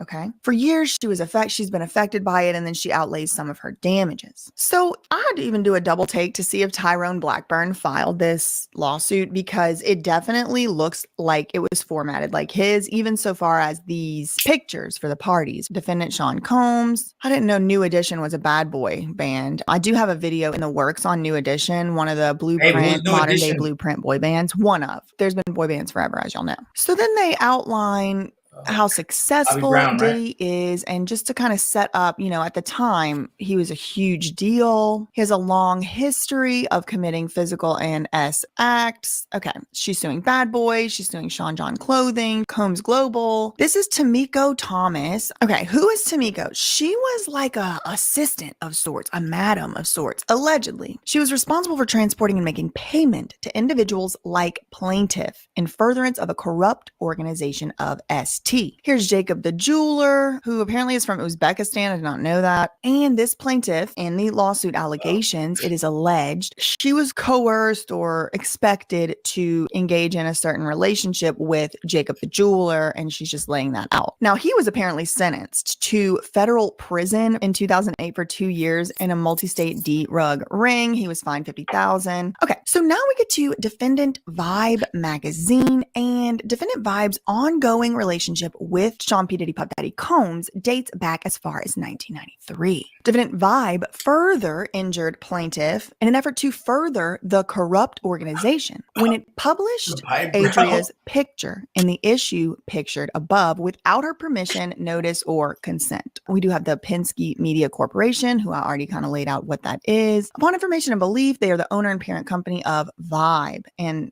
the information and belief would be from that website that we just saw. I mean, we saw that at least. And then here is Adria. Okay, so who is this Adria? So she says she moved to New York in 2004, but before she moved to New York, she was an adult film actress. And it's on the next page after this that they give us some proof, and I'm not showing that to y'all, but you can find it. It's out there. It's a public record. So I don't like looking at that. Hell no, like bloody stuff. Ooh, nasty. I don't know. Wasn't a Kate would look at it and she'll be like, oh. And like, I'll just be like, man, you better not show me. And she'll end up showing me. Actress. And she admits it. She steals the thunder. Look, here I am. Yes, I was before 2004. And then her stage name was Unique. She participated in approximately 8 adult films prior to moving to New York, which were all done when she was a teenager. Okay. She was coerced by veteran adult actor Jake Steed into doing these films with the promise they would never be viewed or circulated within the United States. Okay, so I can believe this. I'm not saying I do necessarily, but I can believe it. It's not outrageous to me. How many videos have y'all seen in the last 3 months popping up by people who used to be doing the O and the F who are saying, oh man, I shouldn't have did that. I was waiting until I was 18 years old. As soon as I turned 18, I had the O and the F. I was doing this, I was doing that. And now I'm 26 and I regret it. So I'm not saying that happens to everybody. I'm not even saying that happens to most people. What I am saying is it does happen. So I can believe that, especially back in the day. I mean, DVDs were kind of brand new even. Like, we didn't have the same economy for this type of stuff as we do today, insofar as there wasn't so many download it yourself. There wasn't an O and an F. There wasn't all this different ways. It was like people having to film like videos that they would sell or rent out or make copies or whatever. So she have was like told sets and casting couch or whatever the heck those are. Not that I know about stuff like that. I never even been out of my own hometown, but I'm just saying, like, that's crazy, right? Allegedly, she could be lying. I've seen people lie in lawsuits, but according to her, she was told that this video, yes, it was an adult film, but it was supposed to be but she's saying like too, like, because like now it's so accessible, like to just do it from your house or do it from a phone. But back then it was different. Like, you had to actually like have a crew and stuff. Released overseas. Well, what ended up happening is that man had lied to her, and she was just a teenager. He was a veteran in the industry, and I'm sure this happens all the time. So I'm willing to believe it. Now, I did hear Andy saying, she can't cry victim later on because she was an adult film star. And I love Andy. We're friends. He's a friend of the channel, but we do disagree on stuff. And this is something that I would disagree with him on. Just because somebody does participate consensually in one situation doesn't mean that 3, 5, 10 years later, if someone does SA them, then they're not actually a victim. Like, it isn't even logical to me, really. It just doesn't make a logical argument. It doesn't hold up to say that because someone did something in the past that they can never be a victim of something in the future. It just doesn't pass. It's just not going to pass for me. That logic isn't going to pass. Yeah, because it's like, no, but look at the type of person like that wouldn't pass for me either. Because that's somebody's daughter, bro. Like, But I respect Andy's opinion. I watch his channel, and I'm glad that there are a variety of opinions because this is the way that we do get to the truth. But in my opinion, in and of itself, just because she was in the industry does not mean that she is precluded from later on becoming a victim. And in fact, we do know that Diddy is alleged to specifically target people who he knows are not going to be believed later if they do accuse him of stuff. And this is a perfect type of targeting situation because then it does set up the scene later on to go, oh, well, she was doing that back when she was a teenager anyway. Maybe she's just some girl that just likes to do that or whatever. It's like, it's not going to pass for me. Yeah, because you could still do. He just focused on getting people that are in that industry. So, not me neither. I got too many nieces. I got like that's somebody's daughter, bro. Like, okay. So now I'm gonna scroll past the booty talk 4. Okay. Plaintiff says she moved to New York from California to evade or escape the disappointment of her family when they discovered she was acting in adult movies. As plaintiff was led to believe the adult movies would only be seen and purchased abroad, therefore difficult to be viewed by those who knew her personally. Plaintiff moved to New York destitute and homeless with her then boyfriend, who was a starving up-and-coming model, Anthony Gallo, and that's them. Now, while Adria's boyfriend, Anthony, auditioned for modeling gigs in New York and he attended go-sees, plaintiff Adria began dancing and performing at the Larry Club on 51st Street in New York under the stage name of Sasha. So she's a dancer at the Larry. But she looks like a little girl, bro. So listen to this story that they're trying to tell me happened. On or about mid-2004, Mr. Gallo, that's the boyfriend, this guy right here with the tank top, the white shirt. He attended an audition for Sean John modeling campaign in New York where Adria accompanied him. So they both went to this audition. He was auditioning for Diddy's clothing line, Sean John, and Adria goes with her boyfriend to the audition. During that audition, I'm reading straight from the page, another model and Mr. Gallo were asked to perform on Sean P. Diddy Puff Daddy Combs in order to book the modeling campaign. Now it says Anthony, Mr. Gallo, he refused, but he was later reapproached by an employee, which is this lady, Tamiko Thomas, the one that's like the madam, allegedly, according to this lawsuit. And then she was offering some new terms. The terms being that Anthony could book the campaign if he commanded Adria, his girlfriend, the one who's suing Diddy now, to work at Sean P. Diddy Puff Daddy Combs' upcoming white party in the Hamptons as a go-go dancer, as plaintiff was a well-known, talented, and highly sought-after dancer at the club. In an effort to assist her boyfriend's desire to become a model, and I think they were living together at the same time. I mean, I'm sure like his money was her money in some sense. Like if he could contribute, that was less she had to contribute. So Adria agreed to what she believed to be a legitimate employment opportunity with defendant Combs and Bad Boy Entertainment. And she was going to work at these white parties in the Hamptons, and she did that from 2004 to 2009. She did not agree to a lifetime of aftermath of being used as a S pawn for the pleasure and financial benefit of others. Okay, so is that how they trapped her? The setup of this lawsuit. It is 114 pages long. I'm not going to read through the whole thing. I'm just going to reference my notes here. But she does go on to say that at that first party, she wasn't expected to really do any S type of activities. And so that kind of gave her a sense of comfort, thinking, you know, yeah, I had to wear a little bikini. I had to do some dances, but that wasn't really much different than what she was doing at the Larry Flynt Club. And this is how the slippery slope does slip. And this is how someone who starts out doing something consensually can get pulled into something more like a victim or, you know, survivor, if that's the word you prefer, where it's not just the case that just because somebody was in a certain industry, it means that they are carte blanche willing to do any and everything. And in fact, she does go on to say that once she did actually finally stop, once she escaped New York and went back home or whatever, she and her boyfriend were completely blackballed from the industry. And in particular, Anthony Gallo was fired pretty much immediately as soon as Diddy realized that this lady was not actually contributing and not showing up to work at these parties anymore. Huh? And the last one they gave me, the straw in it, the straw hole was already open, so I thought it was poison. But Adria does say that pretty much by like the third white party or so, she was then expected to hook up with people and, do, more involved contact. She does say, though, every single party she worked, they provided her the outfit, the little costume or whatever, right, that she's supposed to wear. And she considered that to be her work uniform. And she says the first few times she was, and I'll blur this out, but just to give y'all a little bit of a sense of an idea, this is included in the lawsuit, and she's showing an example. This was in Vibe magazine. And who's that? That's her?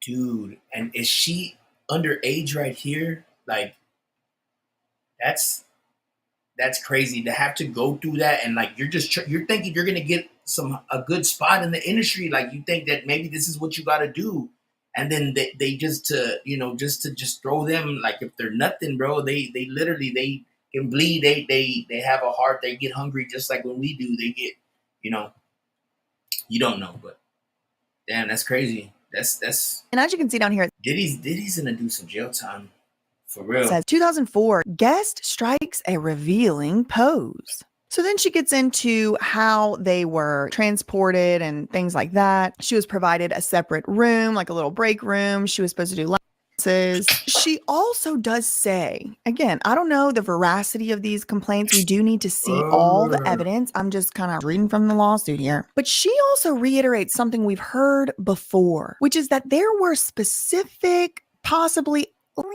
bottles of beverage, and she's saying it again here too. Plaintiff was strictly instructed by Sean P. Diddy Puff Daddy Combs and Tamika Thomas on which bottles of alcohol and champagne female employees were exclusively to drink from, and also required plaintiff to take stuff from the little black bags that we heard about at the white party. Forced to drink copious amounts of alcohol. And then she says, upon information and belief, I think it was with EX. At one point, Diddy specifically personally thanked her, all that. She was always provided a wardrobe, always provided a break room. She was into ST over time around the third white party. Tamika Thomas and Sean P. Diddy Puff Daddy Combs demanded that plaintiff begin engaging in, like I said, more, involved relations. Because why?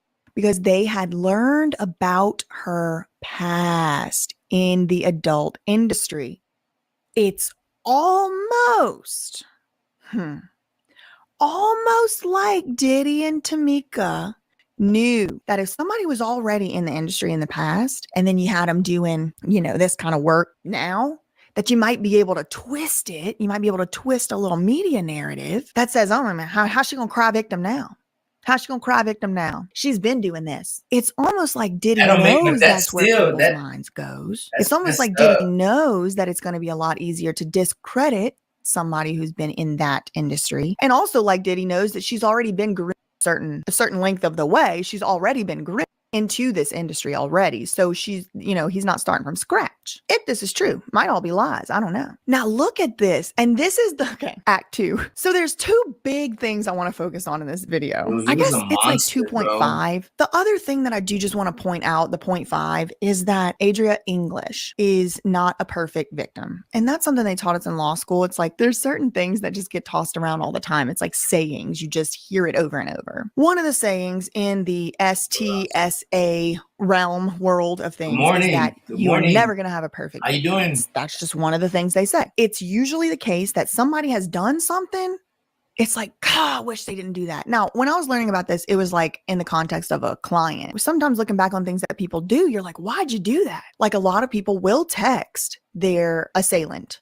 A lot of people will call them. A lot of people will see them again once or twice, maybe a lot of people will go back to them in some way. And it's like, that's the type of thing that you have to explain that to a jury, because unless you've been in the situation, you don't really understand why it is somebody would do certain things. The quintessential case is like the judge asking, why didn't you kick and scream and bite and claw? And it's like, because people have different reactions. There's fight, there's flight, there's freeze, there's fawn, there's freeze is like a dissociate, like you might not, you're in danger. It's like animals specifically. I mean, mammals do that for sure. And so this is kind of like there's no perfect victim type of thing. So in Adria's case, the 0.5 thing I wanted to just kind of close the loop on is she's not Cassie. She's not even Lil Rod. She is a lady who worked for Diddy as a S worker by her own, lawsuit admission. I don't know if it's true, but she's a former P star or So she never did like no Sean John, or did she ever get that part, or she was just like accompanying him and doing that nasty stuff? Like that's ridiculous, bro. Like that literally probably like scarred her for life. So yeah, Diddy, you need to come up off some money, bro, because bro, I think Diddy's going down, bro. Or whatever, you know, she acted and did Diddy's that. going down, bro.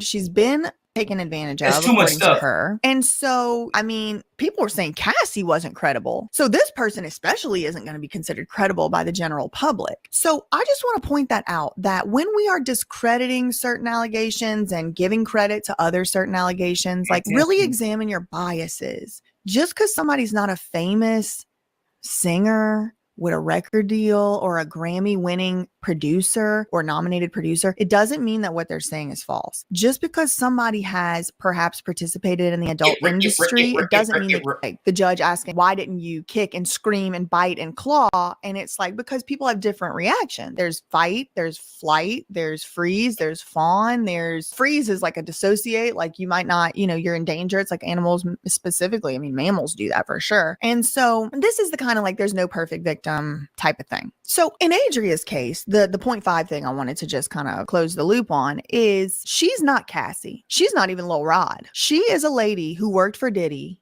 as a S worker by her own, you know, lawsuit admission. I don't know if it's true, but she's a former P star or whatever. You know, she acted and did that. She's been taken advantage of, according to her. And so, I mean, people were saying Cassie wasn't credible. So this person especially isn't going to be considered credible by the general public. So I just want to point that out, that when we are discrediting certain allegations and giving credit to other certain allegations, like really examine your biases. Just because somebody's not a famous singer with a record deal or a Grammy winning producer or nominated producer, it doesn't mean that what they're saying is false. Just because somebody has perhaps participated in the adult industry, it doesn't mean they can never be a victim. Now, the question becomes, why did she wait so late? I can think of some very obvious answers to that. Number one, money. Who's going to pay for that? She said she was blackballed. Number two, who's going to believe her? How many lawsuits have we read? And that's like Requiem of a Dream. You remember when they did just to get that high, and he was like, oh, you got to go to those parties. Like, imagine, like, you know, how disgusted she felt, bro. And this is somebody's daughter, bro. This is somebody's niece. This is somebody's, like, come on this channel of people saying they were ST'd by P. Diddy and judges dismissed it as frivolous. And God forbid, it could be even worse. She could have been dragged across the media by Vibe and all of Penske. I mean, who knows? So I can think of a lot of reasons why she did wait. Specifically her, because she's not Cassie. She's not Kesha. I mean, look, Kesha can't get justice either, and she's actually really famous. So that was the 0.5. So the first big issue is she's suing the media. The other issue that I did just want to take into account is there's really never a perfect victim, and we should really examine our biases. And the third big issue is this woman completely outs Kimora Lee Simmons. Woman really comes for Kimora Lee Simmons' neck. Let me show you what I mean. So paragraph 110 and 111, she is talking about that third white party where she finally was actually asked to engage in a certain type of interaction with the guests because specifically they had learned that she had been in the industry of entertainment. Now, during this quote, white party, plaintiff was provided a black dress, and she was provided this by Tamika and Sean P. Diddy Puff Daddy Combs. Now, previously, she had been provided white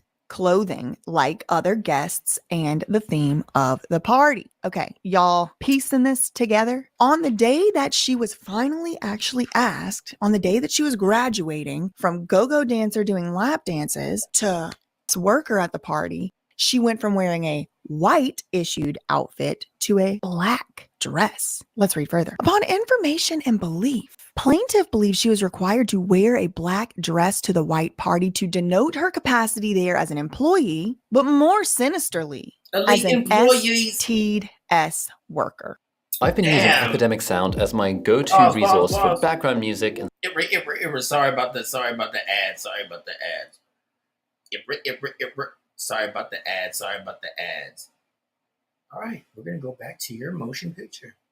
And she believes that that day that she was no longer wearing the white clothes and now she's wearing the black clothes that were given to her by Sean P. Diddy, Puff Daddy Combs, and Tamika Like Thomas, he's gonna that was the day she sacrifice started her. engaging in the actual S work of the organization. That's what she says. One beneficiary of these services was Jacob the jeweler. Plaintiff, fearing not only her safety, but her and her then boyfriend's job security, did as instructed and went with Jacob the jeweler, where she engaged in forced acts with him. And it was at the demand and at the behest of Diddy. Now, it says that she knew refusing Diddy's demands was not an option. And if she did so, it would be at not only her detriment, but her boyfriends. And again, y'all, I don't want to discount the fact that this man was also working for Diddy. He was propositioned, according to this lawsuit, to do a certain on Diddy to get the job. Then when he wouldn't do it, Diddy kind of used a little bit sort of like behaviors, in my opinion, and went to the boyfriend and said, fine, if you won't S my D, make your girlfriend dance at my white party. Then she's kind of like, whoa, no, what? The guy from the picture that wanted to be the model? No. Okay, I'll dance. I'm already a dancer anyway. Whatever. Private party. Cool. Maybe I'll make money. And they actually let her do that for a time or two. Then that third time she gets issued a new outfit, a different color, and now she's being expected to do even more. And this is how grooming works. I do understand a lot of y'all are unfamiliar with the concept. And so it's easy to just say like, oh, she's just some and she don't deserve our empathy or sympathy. But this is grooming. They let her, if she would have showed up first day and they would have been like, all right, busted wide open, then no, that would have probably not worked. You got to do the slow drip. And that's what they did do. So her employment, and especially her boyfriend's employment, were contingent upon her doing these activities. And again, she's been isolated from her family. She's kind of already on a bad road. You can understand how, even if this person is lying, even if this person isn't telling the truth, you can understand how the whole thing fits together. It's like, oh yeah, let's get somebody, the audition, who's destitute, basically homeless. Their families are so embarrassed of them. Their families don't even talk to them anymore. They don't have anyone. They don't have anything. They're isolated. They already have a bad reputation as a SLUT. And so, yeah, I mean, no one's ever going to believe them. We can abuse them. We can do anything to them. I could see how that happens. Okay. It says that a lot of the time she was on DRU. You're watching that Surprise Witness TV. Y'all go subscribe. That's the one that's I'm airing the content right now. So yeah. GS. And so for that reason, she has not. And she's talking about Diddy. She's talking about the lady that was suing Diddy. Okay, bye. A lot of memories about the details. She believes there's hidden cameras. Defendant Combs was very forceful, demanding, and he doesn't take no for an answer. He would often threaten to inflict bodily harm and or terminate plaintiff or her then boyfriend's employment and blackball them from the industry. So this is a very important point to me, because the other people I've seen talking about this, they didn't mention this.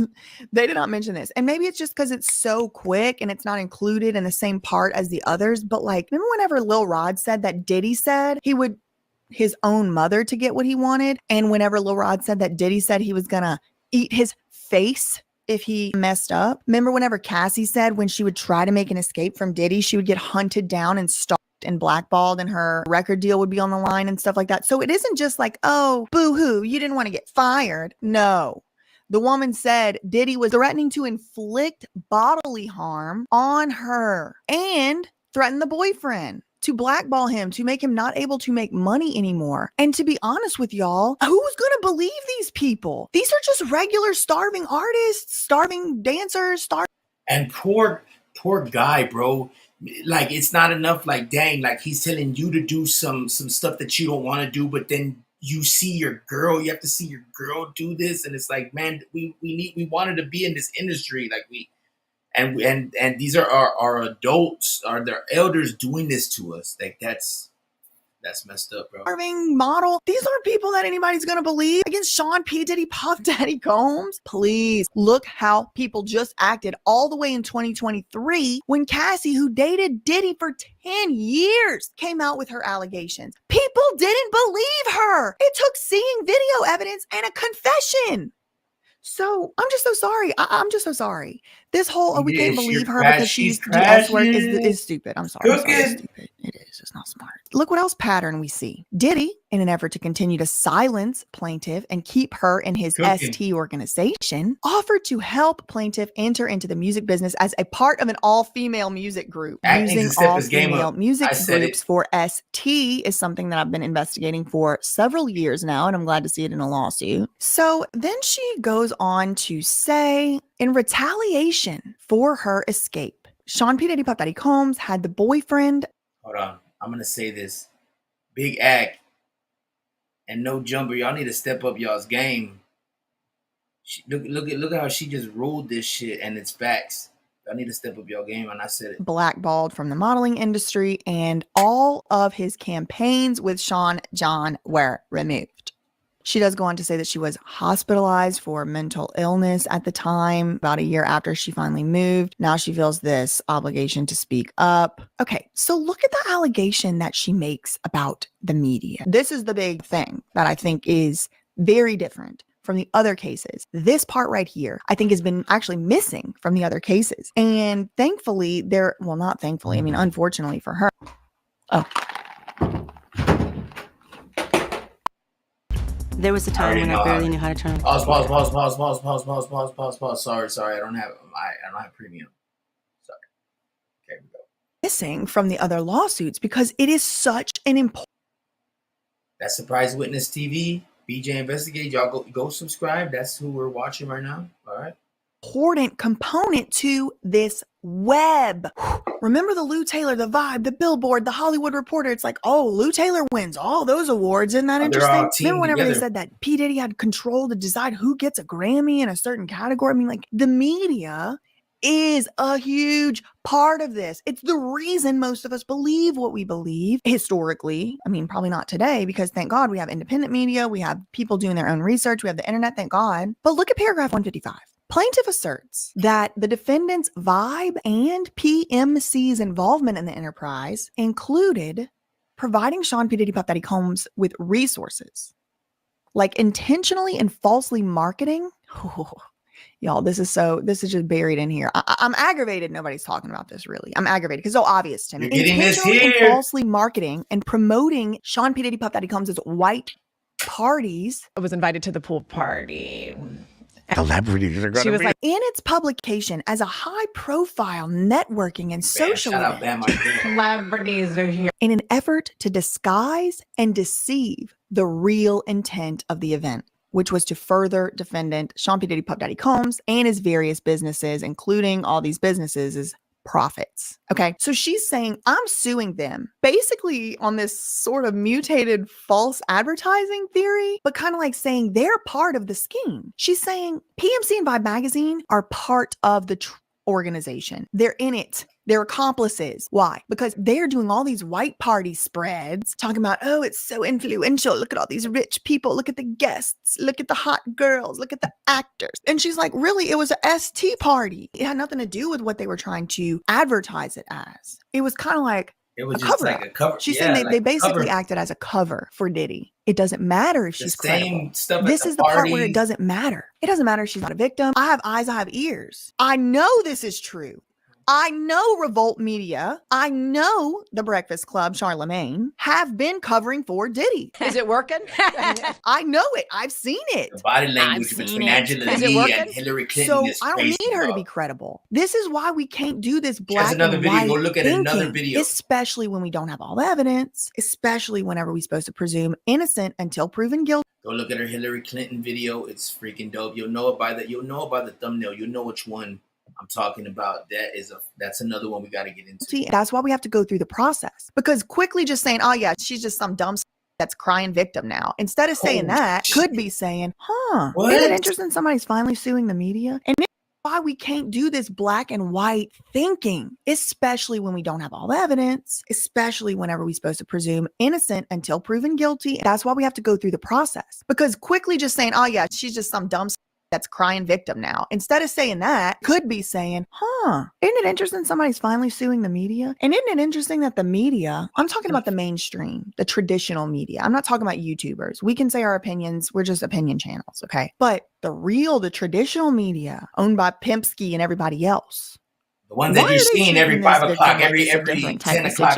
Why aren't they focusing as much on it? Now, counter argument could be people are just sick and tired of these lawsuits. I mean, it's the 10th one, for God's sake. I mean, it was the novelty's worn off. It's getting to the point where it's just sick. I mean, even me, I didn't really want to, if this was going to be more of the same, I didn't really want to even cover this because it's just like more.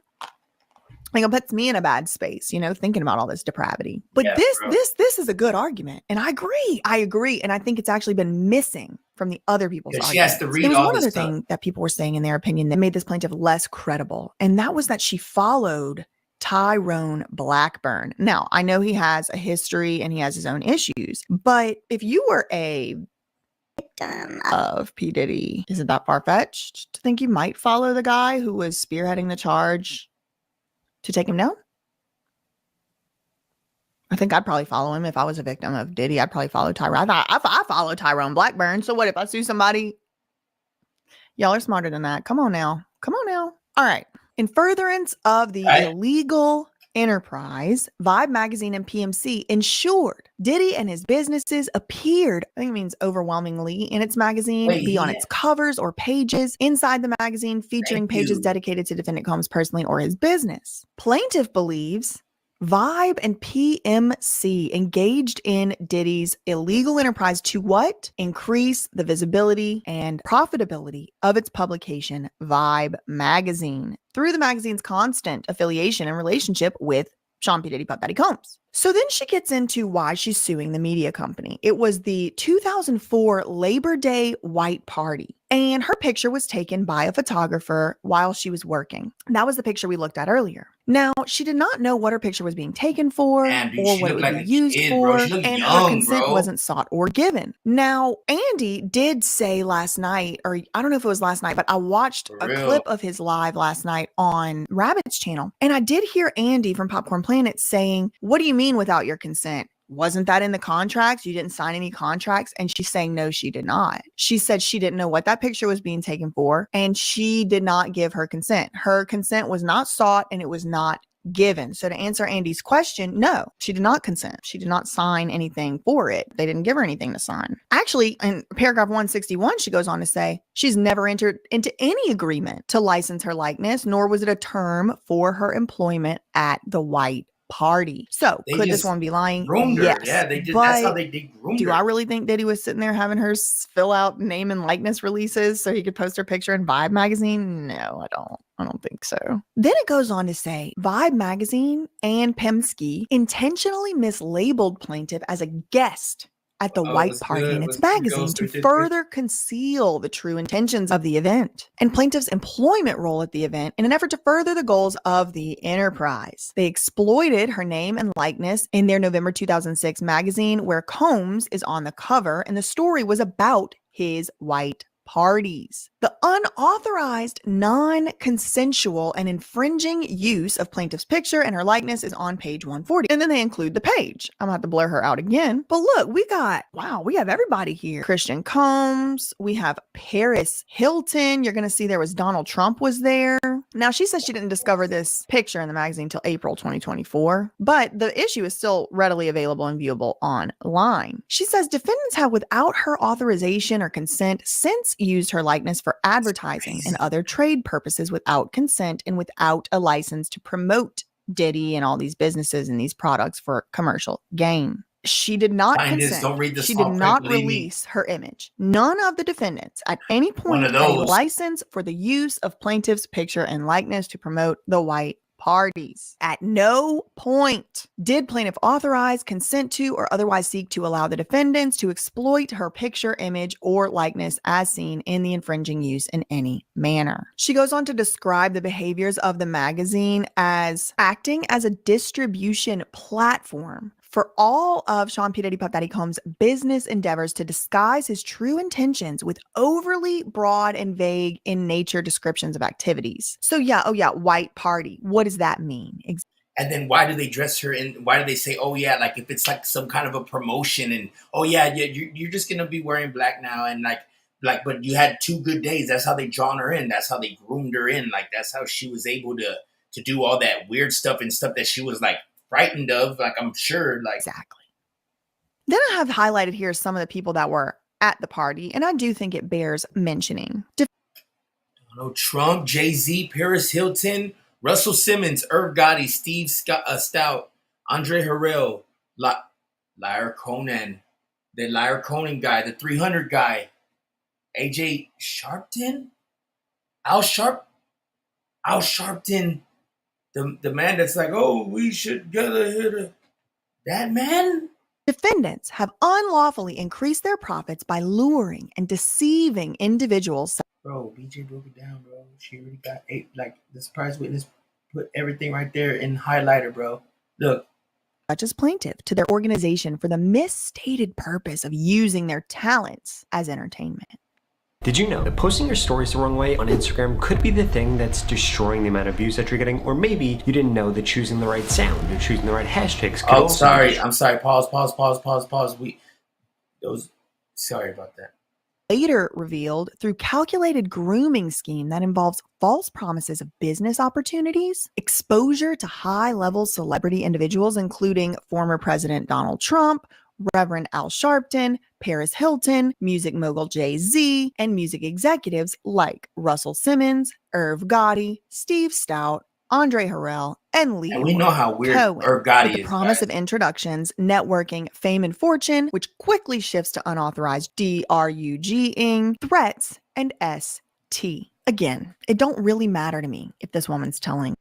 Yeah, regardless, he was straight having liquor that was just with the drugs for them. Like that's twisted, bro. The truth. Why? Because the most important things to me here are just that she's really reiterating a lot of stuff that the other people have already said, which is Diddy would promise stuff to people. He promised money and a big house to Lil Rod. I mean, we did see Justin Bieber right on camera getting promised a Lamborghini or something, but maybe that wasn't in connection with this. We know that Usher went to Flavor Camp, which God knows what happened over there. Because he was being threatened because his voice was changing and it was like, oh, maybe you don't have what it takes or whatever. We also saw Cassie saying that she was threatened with her music career if she kept trying to run away from Diddy, or if she didn't come back to Diddy when she ran away the one time. So this really is just a reiteration. Get this man also, premium. It don't matter if this woman is believable or not, because every single one of these people. I'm sorry, bro. Sorry. I shouldn't say every single one, but most of these people can actually be seen in pictures there. Al Sharpton we saw, Paris Hilton we saw, Leor Cohen we saw, we are going to see, Donald Trump we see. Yeah, so I mean,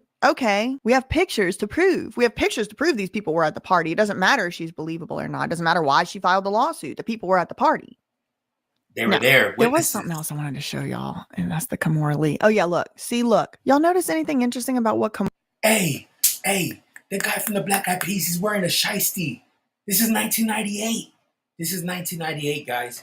The guy from Black Eyed Peas is wearing a shiesty. One of those shiesty masks. You know what I mean? Like the kids are wearing now. That's crazy, bro. Hey, that's just goes to show y'all, like, they're doing it way before y'all, too. So, you know what I mean? I don't know. I just noticed that. Kimora Simmons is wearing. It's a black dress. And I remember. And she's a minor. She has to be a minor right there. She even said something like that, like in that documentary I think I've seen. Being with Betsy Johnson, Donna Karen, Ronald Perlman, all of us were trying to figure out if we Don't quote me. should buy a white outfit to make sure we got in. There's Russell with his white, but then she's wearing, oh. Why isn't Kimora Lee? Why is will.i.am wearing black? No, don't tell me. Wearing white at the white party. I just can't help but think about that third white party that she went to where she was instructed to wear black instead. Who do we have here? Diddy, Howard Stern, Kim Porter, Jay-Z. So these are all different white parties. Yeah, okay. So this is not all from the same party. 99, 99, 98, 98. Jay-Z and Leor Cohen, who is the Warner Music Group chairman. And look at these mermaids gone wild. That doesn't look like anything nefarious could possibly be going on in any way, shape, or form, does it? Yeah. Mary J. Blige. And then look, we have that same page we already saw. As further part of the enterprise, Sean P. Diddy Puff Daddy Combs required entertainers like Plaintiff to wear clothing provided by Sean P. Diddy Puff Daddy Combs so that the plaintiff could be easily identified as a S worker by the party goers. Use the prospects of a music career and threats about blackballing. There's this ad I want to show y'all though. Here's the cover here.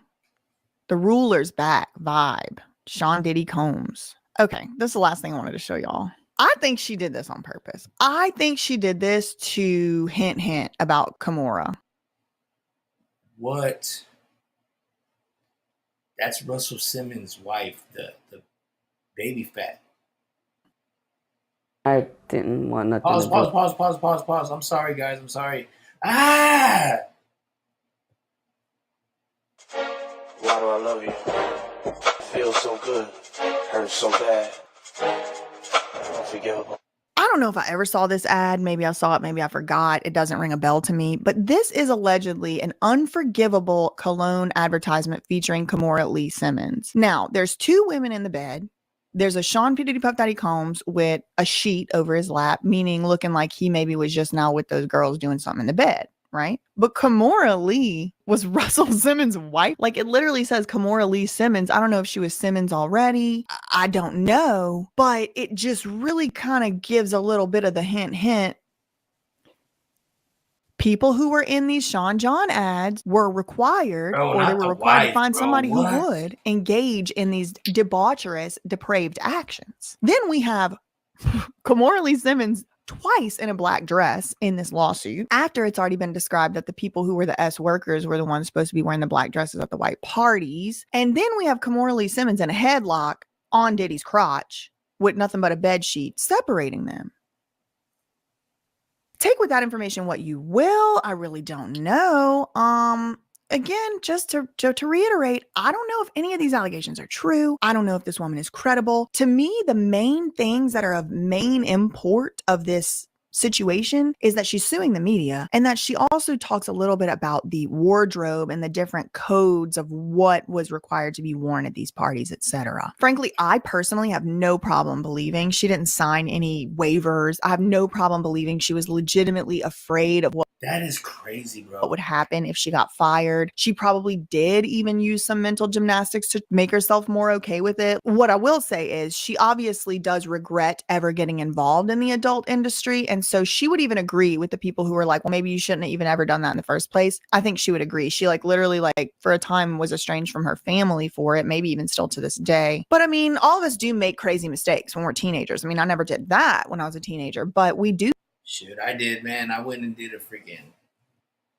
caught a freaking aggravated robbery. Stupid stuff. And I do think people should be allowed to move on from things and not be questioned and discredited every time they make any allegation in the future just because of that. Now, there are some other reasons why we might be able to side-eye this lady, like her Cash App being named She Diddy. I don't know. I don't know what that's about.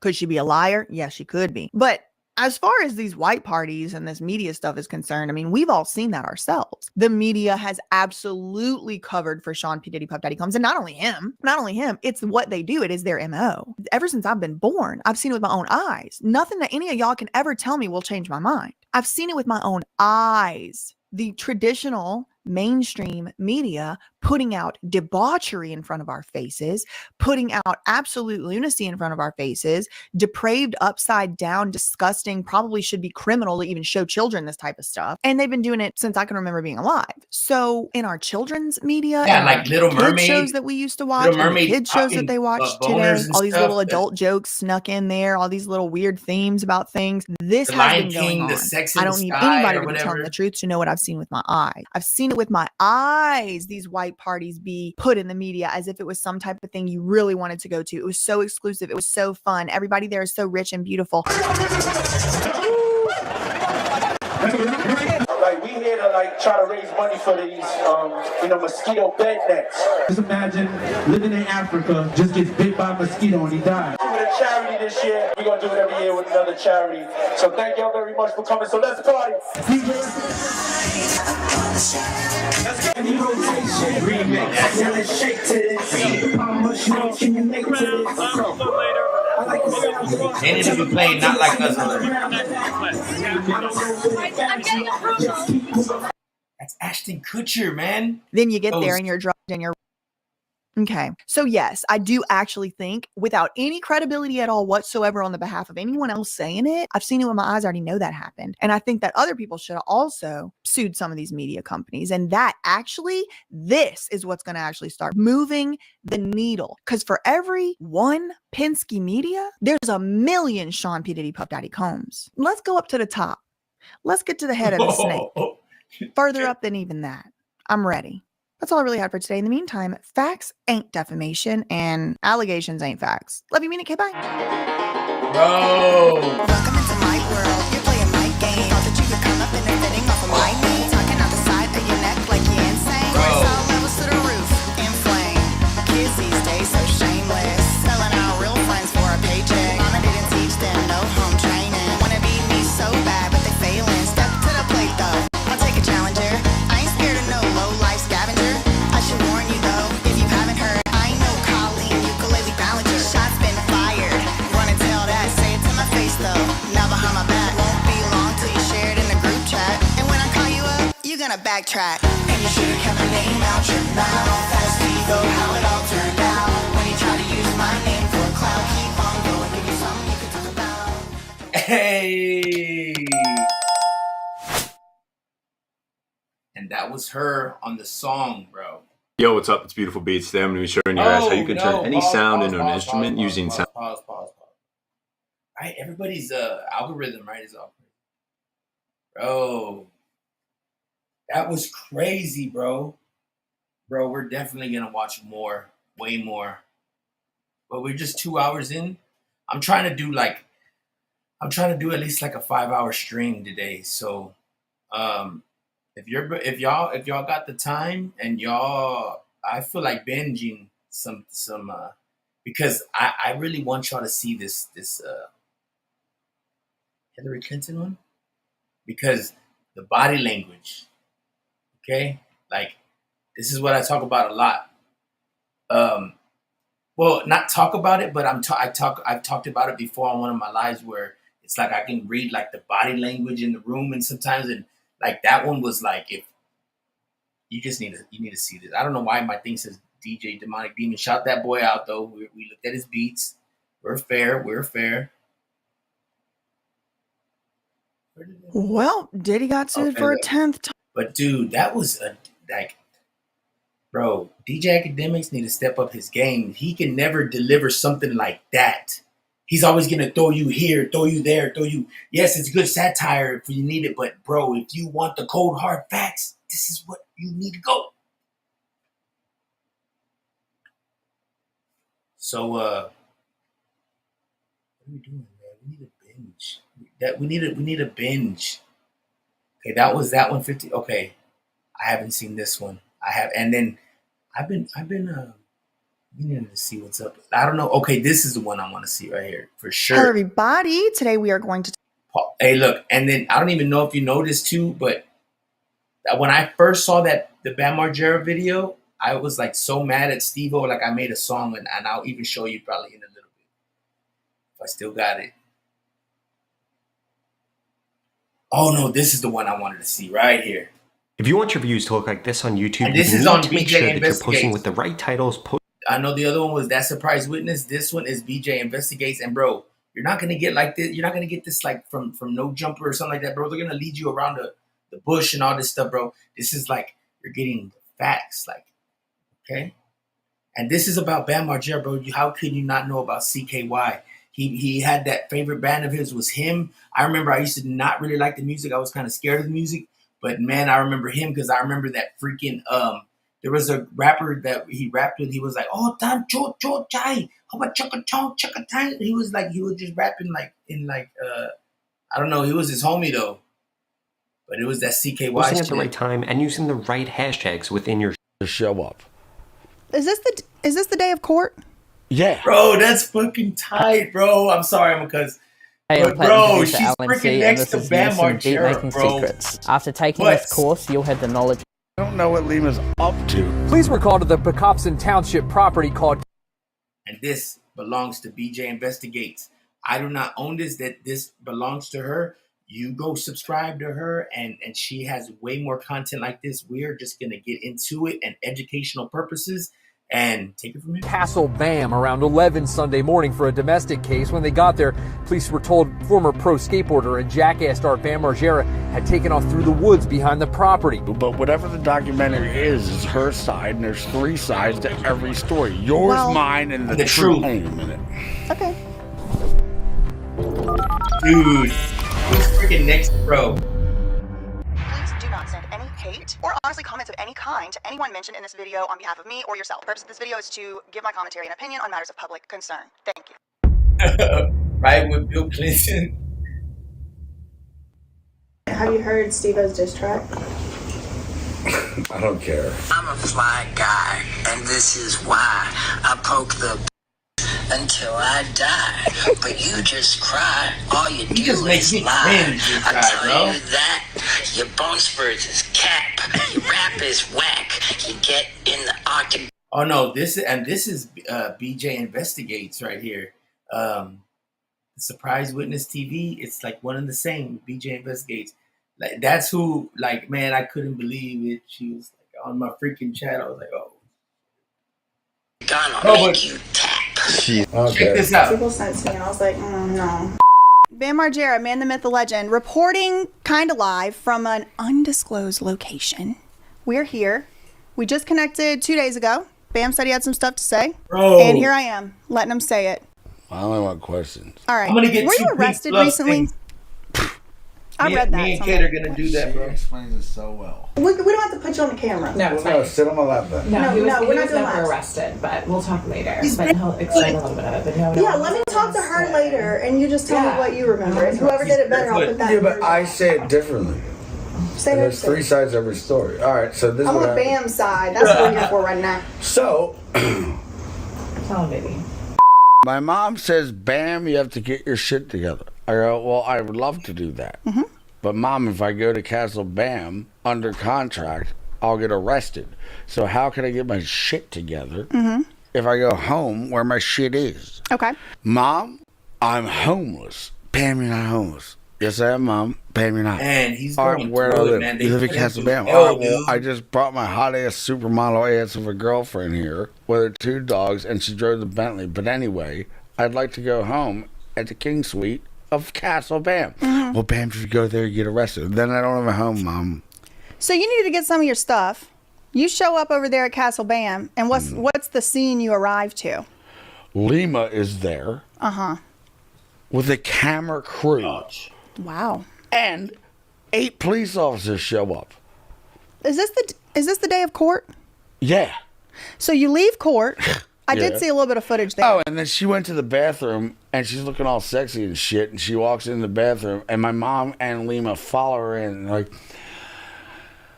hey, she's like, leave me the fuck alone. They were trying to whisper to her? I'm going to get her side later. I just want yours. Pretend she's not here. We're at Castle Bam, and Lima's there, and they showed up with a camera crew. Yes. Okay.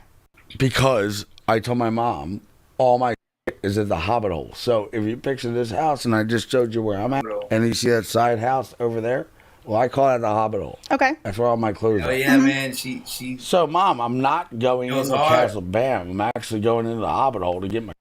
Because you want me to This get my is shit together, right? So you think there was a forewarning that you were coming? My mom says, Bam, the police show up every day just to check upon the place. I'm like, but why would they check upon the place when they know that I'm in fucking California with her Check ass? this out, anyways, because this shit is Bam Margera, bro. Like, how many remember CKY, bro? Like, she's interviewing him, bro. He's right.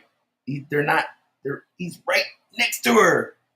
Crazy. So now when I get there, there's 8 police officers, and Lima's there with all these camera equipment. And Did you sign consent to let them film you and stuff? No, but Lima wanted This me happens to to go people, guys. Like to this. jail because if I walk into Castle Bam, I get handcuffed. But she didn't know that all my clothes were at the Hobbit Hole. So if I'm at the Hobbit Hole, luckily for me, I'm not at home. I'm actually in the Hobbit Hole, which is not home. Okay. Right. So that's so the they rule couldn't arrest is- me. So you think what you're describing sounds kind of like a setup. a setup. Hey, you threw the wine. So is that what you're trying to say? Like they were setting you up to get It's not- arrested? Tries to set up word for fair. I'm saying. Okay. All right. I'm not trying to say. That's what you're saying. It was a That's what I'm setup to get arrested. Yeah. But it failed and it didn't work. It failed. It didn't work. So then eventually And later. guess what? What? Michelle's Jess's girlfriend. She lives at Castle Bam, and she's in the King Suite. And That's the lady with the pink hair in the wheelchair? And the Getty image? Wheelchair. Okay. Got it. So her cat got stuck in my attic somehow, some way. So she got this ladder to climb like 20 feet up because I have a 50-foot roof. Oh, wow. That's tall. It is. So when she fell off the thing, she shattered her heel. So I said, yo, you know what? Freeloader. I call her freeloader now. 'Cause Okay. She doesn't have a job. She just sits there and makes sure Jess fucking lives in my house for $1,200. I've been wondering what the rent payment is. $1,200. If it was a fair amount or not. Is that is that market price? Well, April's gonna call you up and be like, it was actually $1,500. But April will never call me up. Well, I never say never. She never has. yeah, but they all say Bam don't listen to her because she's full of it. But you show paperwork facts on paper that are court facts and federal paperwork. I agree with them. Don't So listen how to me. can Listen you to the talk facts. shit? Listen. You're telling the absolute truth. Because this can I'm happen just to trying to anybody, get to the bro. bottom of it. Trust and truth. For the money. I'm trying to get to the truth, but that's why one of the reasons I'm really glad that we connected, because it's before I met you and talked to you, it was all these people telling me all this stuff about you that turned out not to be true. And same for me. All of it's not true. Yeah, they're like Well, most of making it's not stuff true. up or whatever. No, but ask me anything and I'll tell you the answer. So there was tabloids that said you got arrested like at a hotel or something. And people are like, he got arrested. See, that surprise witness enabled him. And now he's going to get arrested. After I haven't talked to you in a month. They don't know. I don't tell people when we talk and not, though. So people don't know. Yeah, all right. Well, let them know. I'll tell. Mystique. We're talking. So, Well, if you so want you're the out of best- looking to end. What then happened? You tell it the best because what you say is correct because I was a bit Larry the fuck up. Why are you getting larried up? Isn't that one of the issues? Because if I don't see my kid, then I'm going to get Larried up. But I get to see him now on FaceTime every f***ing day. Thanks to you or you or you. I don't know if it was Pam Red Duff or you. It was you? I want to sit here and tell what happened. Damn, man. Wait, where are you I'm not going? sitting What are you anywhere. doing? Sit down. Well, then lean the camera because... We're not in the camera. We are going to do a separate interview. Yeah, but I tell it differently. And my So way let's is talk not... about it right now. So All right, what fine. happened and the truth is, I'm not. Be on both. This I is will raw and when it's uncut, time. bro. But you have No, to. it is time because I don't want to tell not the truth. You are telling the truth all the time. I'm telling you what I remember. You're not larried up, by the way. I was Larried up that day. I fell asleep on the Larried up goddamn is drugs. sidewalk because they dropped me off at a Because fucking they hotel stole with no you. credit card because you had them all. They kidnapped you. Yeah, it was kidnapped. Who kidnapped you? The police. When? Radner. When we were dropped off, when we checked into the Hilton after we had dinner with your friends Tim and I'm not on camera right now. It doesn't matter. They want to hear your voice. We're not doing that right now, babe. We Stop. are. Stop. No, Stop. she just said it's on. He didn't shut shit off. So when we checked in the Hilton after dinner, you know, we had a great experience. You know, there was a little bit of a skank in the parking lot, I'll be honest with you. We were unpacking our stuff. Was it a Yevrimovich by chance? I don't know. It wasn't her. It wasn't her because I've seen her before, but like, I don't know. And she kept going bam, bam, bam, you know? So I just went upstairs. We checked into a room and then I came down and we ended up getting like some snacks or whatever. He was talking to Kelly, the front desk girl who's open to talk to anybody. He was not harassing her. He's a grown man. I am not gonna beg my man to come upstairs. Like, But it was what I was doing was this. like, so I went upstairs, checked in. I was getting the toothbrushes ready, and I get a call from the front desk. And I had asked Kelly prior, is he bothering you? Is everything okay? Some security guards saw me lean into the computer and we're both looking at something so close because it was just me and Phoenix the Wolf. And I'm like, I love him. I'm like, are you married? She's like, yeah, I'm big time married. I'm like, congratulations to you, but I'm married. Phoenix the Wolf. So the security guards saw me and her look at the front desk lady. She's black. She went to Harvard or some shit. I don't care. I have her number. She's very nice. Very cool. But But they arrested me and said they didn't arrest me. They said I have to go somewhere. You better tell me. We're not even on. I'm trying to say this. What happened? So you Well, why are we talking if we're not on?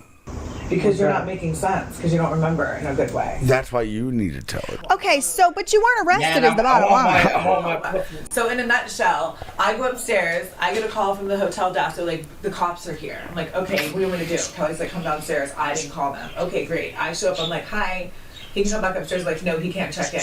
Well, we already checked in under his card. He's checked in. He's already checked in. So y'all had to leave? Now I'm trespassing.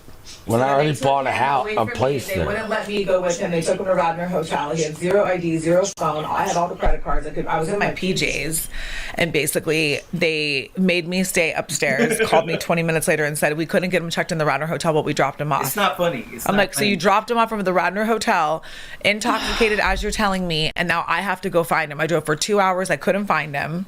I didn't even know you yet. It almost makes me wonder, like, it's a setup. So where then he was can you go sleeping and on the be side of the and just word. be left alone on the side of the road? Would I have Lima calling police up saying, you have to make it seem like we're on Bam's side, but we have to do this, we have to do that, and I'll give you some insurance money if it's cut and all this bullshit. I don't know what she's up to, but she's an Armenian mafia. Have you spoken? And she's an alien and she's a robot.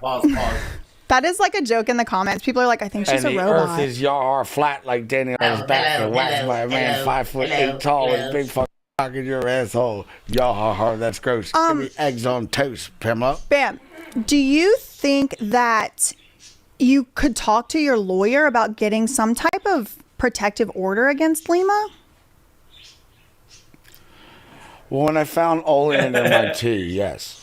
What's the deal with the oleander? You said hibiscus and oleander, and the only time you ever had seizures. What were you telling me about that? When I met Lima, I had 4. Before you had ever met Lima? Before I never met Lima, I never had any seizures. So the day you met Lima Yevrimovich, had you ever had a seizure before? Never. Okay. Tell me about the first time you had one. Or to the extent you want to talk about it. I was talking to you, and then I was sipping. No, not you, but I remember you had a and she seizure gave at me a work. cup of tea, and then I was talking, and I just went,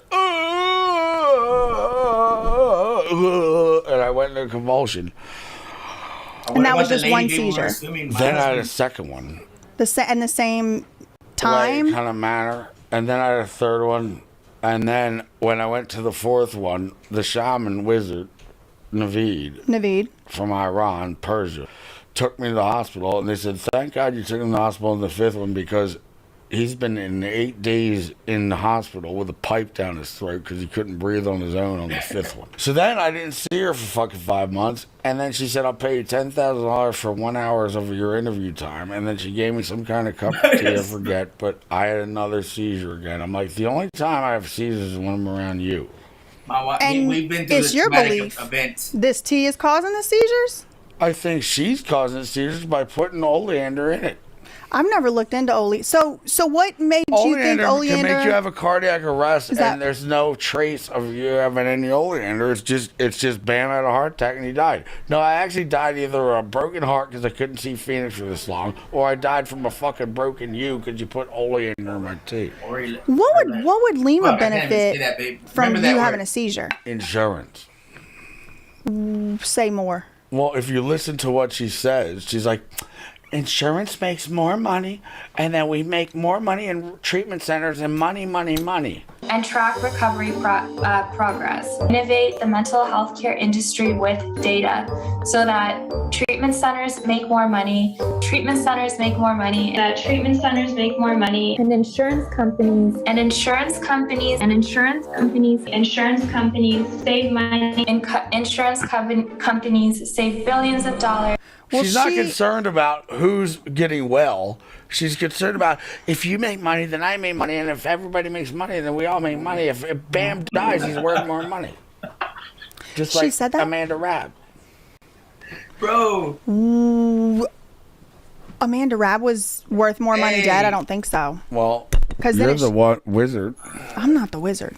Well, you're the. I'm the queen. Yeah, but you are the queen, but you're also a lawyer. I am a lawyer. That is the truth. So Lima sued me for defamation. But she didn't even get anywhere with it because it's not defamation if you're telling the truth. Well, she got $150,000 worth of legal bills out of me that I have to pay. But other than that, I'm gonna. I haven't paid it all. No, just fucking no. She should have to pay that. She should. Yeah. Is she brave enough to ever sit right here? It's a very interesting question. In your chair or my chair? Well, she does a lot of interviews all day. They have him on a lot of medication. I've invited her. She can come. All right. Well, I'll pay her $100,000. Hey, bro, they have him on a lot of medication, man. They have him on a lot of medication. He's just trying to sober up. Like they have him on a lot of medication. All the places he's been in, bro. He's not drunk or nothing. No, give me $100,000 so I can pay my lawyers. I'd rather give her $100,000 to sit right here. And I don't have much to say to her at this point. And she has to shut her sucker when she wants to talk in circles. She, bless her heart. I think something might be wrong neurologically, but that's neither here nor there. That's just opinions. I don't know anything. I'm not a medical professional. You're Armenian? Yeah. Since when? Since I got this Armenian tattoo, since Yerevan. You got a new That tattoo. means I get free marble, kind of like this slab. So is around if you're a pro skateboarder. I don't want it as a kitchen countertop. What do you want it as? Backside nose bun slide. A skate trick. What the fuck is that? Oh, yeah, that's a trick. Free marble. Armenians. You made it start raining. Why make it rain? So what else has been going on since last time I saw you? Last time I saw you, you were heading to California to hopefully see Phoenix, but as soon as you got there, basically were apprehended within a few days. This was the time when you had that big tiger. Oh. And you were going around with it, and you lost the book I gave you? I didn't lose the book. What? Bam was going around with a big tiger? I never had it. Well, get it from him. No shit. It's an important book. Has our notes in it. Some stripper stole my fucking phone. I heard and that. then she racked up $20,000 at a nightclub without me there. Did you dispute the... Dude, what are you getting, man? You better bring me some Twinkies. You better bring me the 20,000, man. All your friends and everybody. I would give you your credit card back and say no. No. I want you to spend $20,000. I would say no. No, but I want you to. Okay. So it's early 1 a.m. You would have to order bottle service for all these people you don't even know. You have to pay. But where were y'all though? Because some cities it's expensive. Yeah, I mean they'll charge you $5,000 for a bottle. Well, that's what they did. And they probably got 5 bottles and put it on Instagram. That's what happened. Doing this. I know how they act over there. That's why I don't go. I stay at my house. Dude, once she got here, she was like donkey crossing. Please, I hope I see a donkey. No, but she's like, is this for real? You can't just stay home. We're homebodies. If anything, I'm out there shooting a video or something, and she knows if I'm late, she's still gonna be up. She's gonna be waiting for my ass. So be good to your girls, man. I'm like, yeah, there's like 8 donkeys. She's like, there's not even one dog. There's like 8. I'm like, yeah. She's like, this is not a joke. I'm like, no. Can you is there horses? I want to see a horse. Well, she wants to ride a horse. Yeah, we should go horse riding one day. But I'm scared to because I've never done it. Well, you weren't scared to like jump off buildings and stuff. What would you be scared of a horse for? Because what if it takes off at full speed and I don't know how to control it? So do you want to be on this documentary with these people? What people? The ones that were at your house, allegedly. I want them to disappear. What's their angle, you think? Their angle is let's spam upside his ass and make his asshole bleed. You think it's possible like somebody hired that documentary team to make that documentary? Yeah, Babylon. Who's Babylon? Is burning and they want to burn my house down. Oh, I also saw a rumor straight from your brother's Twitter that said he's buying your house, Castle Bam. It's for sale if I want it to be, but the only person that cannot buy it is Jesse Margera. Why? How come? Because I don't feel like it. You feel like you can buy it. You can buy it. You can buy it. Anybody can buy it. I mean, my personal feeling on that the only house. person that cannot buy it is Jesse Aaron Presley Margera. Jesse Aaron Presley Oh, wow. Your dad's a real big Elvis fan, huh? Presley is his real name? Well, Phil only loves Elvis, and he doesn't like any Rolling Stones, he doesn't like any Beatles, he doesn't like any fucking pussy shit. Elvis is the king of rock. What happened with that Priscilla Presley drama?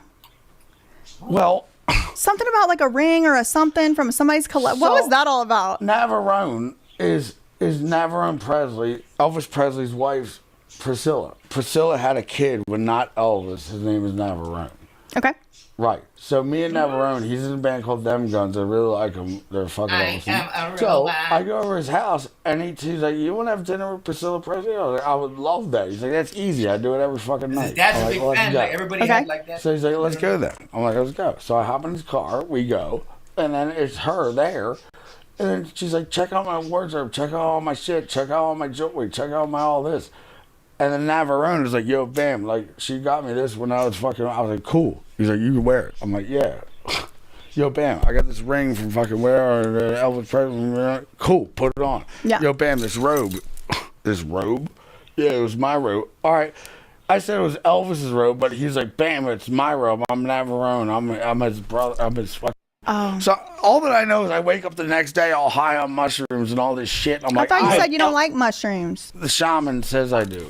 And I don't like them. Hell but anyways, I wake up, I'm like, what mad when I the take all these new rings? Like, oh, hurry up. That's not ring. That's Priscilla Presley. That's Elvis Presley. Navarone gave me his robe.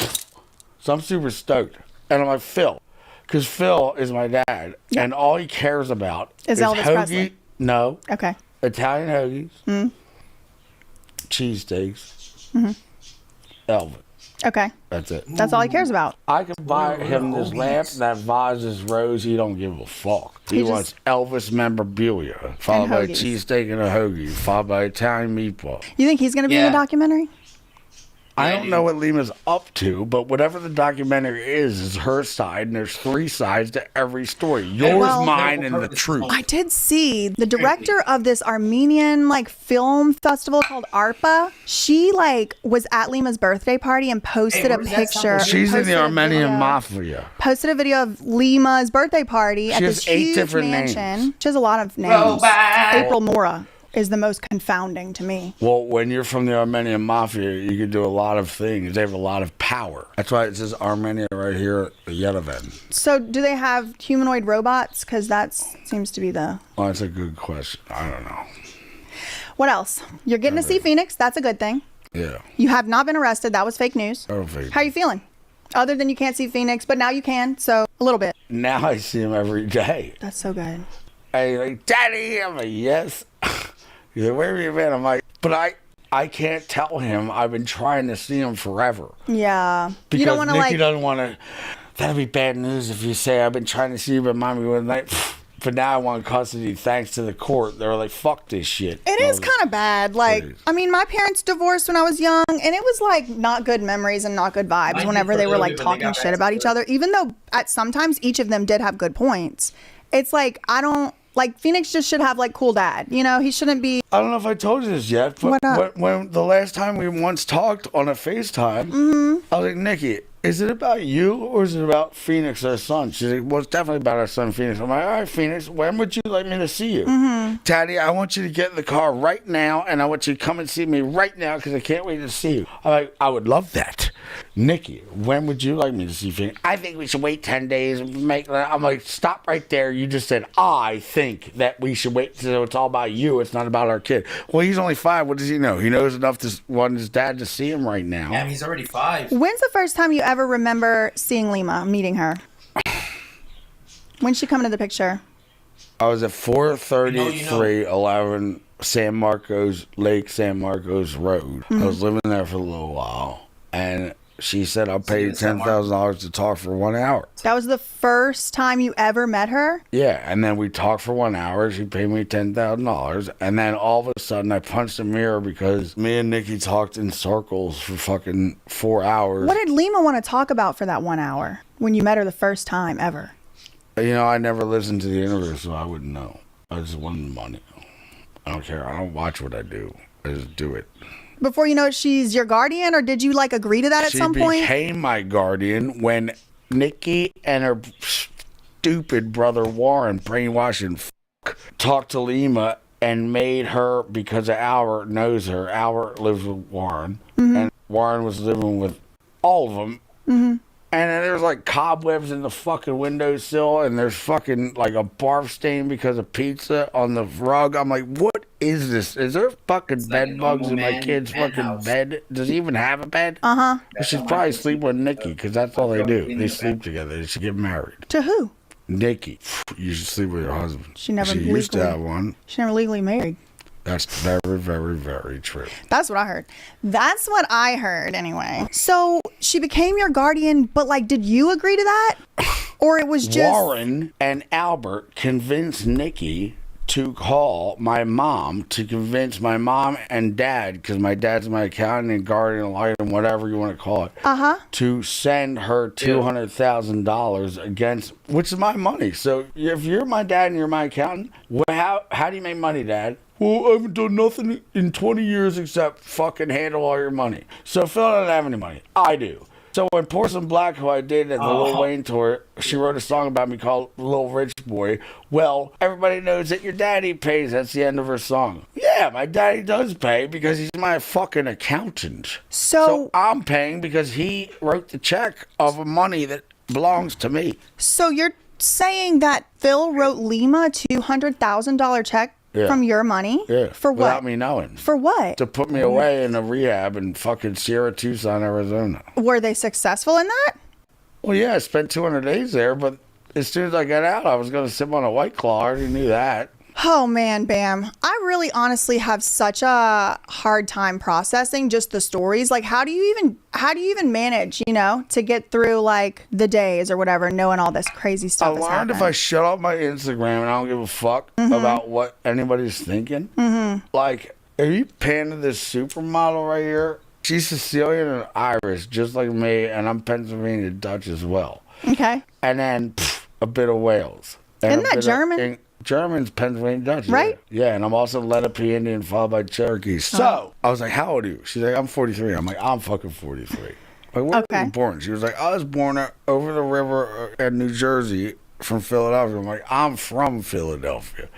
So then I moved to Charleston, North Carolina. Then I went to Deerfield Beach. I'm like, Deerfield Beach is where I did the Florida Shuffle for 2 years. I have body cam footage from Deerfield. Not much. They blacked out everything. Everything's black. It's a big black block on the screen. What? And then you can kind of hear like footsteps and stuff sometimes. And then when you come out to talk, they mute it. It's ridiculous. How they mute it? They just cut like. If you bought the body cam footage and it's muted, they say it's your private. They say it's private. Info. No, it's what we need to hear. What I said back to get the truth out. You fucking assholes. That's basically verbatim what I think in my mind. To be honest, like a public record is public. If you can call the law and get the law involved, then it should be public because it's the public servants showing up to do that. Yeah. So don't call the police. So the news that you just heard recently that Bam got. Hold up. I'm a straight man, but my trans girlfriend made me prolapse this morning, and ICE isn't working. Any advice? Bro, get some help, bro. Go to a 10-step meet. I mean, a 12-step meeting. Go to a, I don't know, call a loved one or something. Maybe deal with it that way. But I hope you deal with it, bro. Got arrested. I never got arrested nowhere. I wasn't allowed to stay at the hotel that I just got. And then she is allowed. So then the police took me into a car, not handcuffed. They just took me to the Radnor Hotel down to Radnor. And then they left me with no credit cards and no ID because she had it all up in the room, which I could have just went up to and been happy. But no, they wanted me to go to Radnor Hotel with no money, no credit cards, and they wouldn't let me in because I didn't have any money or credit cards. So I slept on the sidewalk. I woke up to the police back here again. I'm staring at the fucking moon. I'm like, Jesus, tap dance and Christ. What do you want from me? When you have these seizures, only Lima happens. You go to the hospital though? Only when Lima happens. When you left that hospital, where did you go? I had a pipe down my throat for 8 days. I know. I couldn't breathe on my own. And when you left, I felt like I sucked on Darth Vader's. Did you go back to the shaman's house or you go somewhere else? I went straight to the shaman. Okay, all right, okay. He's a wizard. So when's the last time you saw Lima? The court date, but like last time that she gave you the as key. She's wheeling down Michelle, the freeloader, who lives in my house, going, Murph, death threat. Bam said he's going to put a bear trap on my foot and I could die from that. Well, I put a bear trap in my hand and Jackass too, and guess what? It didn't even break. It hurt like a motherfucker, but it didn't even break. So, I don't even own a bear trap. You know I've been in Los Angeles for fucking 3 years. And you know that I arrived unannounced, so you know that I did not have a bear trap in my luggage. So that's not even a threat to begin with. But if I did, and I put it on your foot, and you know that I put it in my hand and Jackass too, it didn't even break, then it's not even a death threat, ass white bay. I was watching this thing about Tibetan monks. Yeah. And one of the things they do is called hand hardening. And they like hit like bags of rice over and over and over and over to like make their hands where they won't break. Like they build their bones. The Tibetan monks don't do this, I don't think. Anyway, that's what that reminded me of, because I'm just thinking you probably like have just like hit this hand on so much stuff it probably wouldn't even break. Well, I broke this wrist 15 times. I know. You told me that before. And I hate the saying, sticks and stones break my bones, but names will never hurt me. No, I've broken every bone and it hurt mediocre, but names hurt me. Which one? All just names. If I love you and you're like, bam, it's a piece of shit, I love her, and she said it was a piece of shit. Yeah, that's mean. There's my feeling. Words do hurt. Words are some of the most powerful weapons. Sticks and stones break bones and names never hurt me. No, names hurt me the worst. I've broken every bone and it doesn't even hurt. You want to put a nail there and a nail there and a nail there? Whoopee. That's Speak for yourself. I don't like a nail there and a nail there and a nail there. So what do you want to do next? We're waiting on this court case. I love Hopefully that, bro. it's resolved soon. I met this gal named Danielle, Mm-hmm. and she's from South Carolina, followed by Miami, Deerfield Beach, Fort Lauderdale, and Broward County. You doxing her.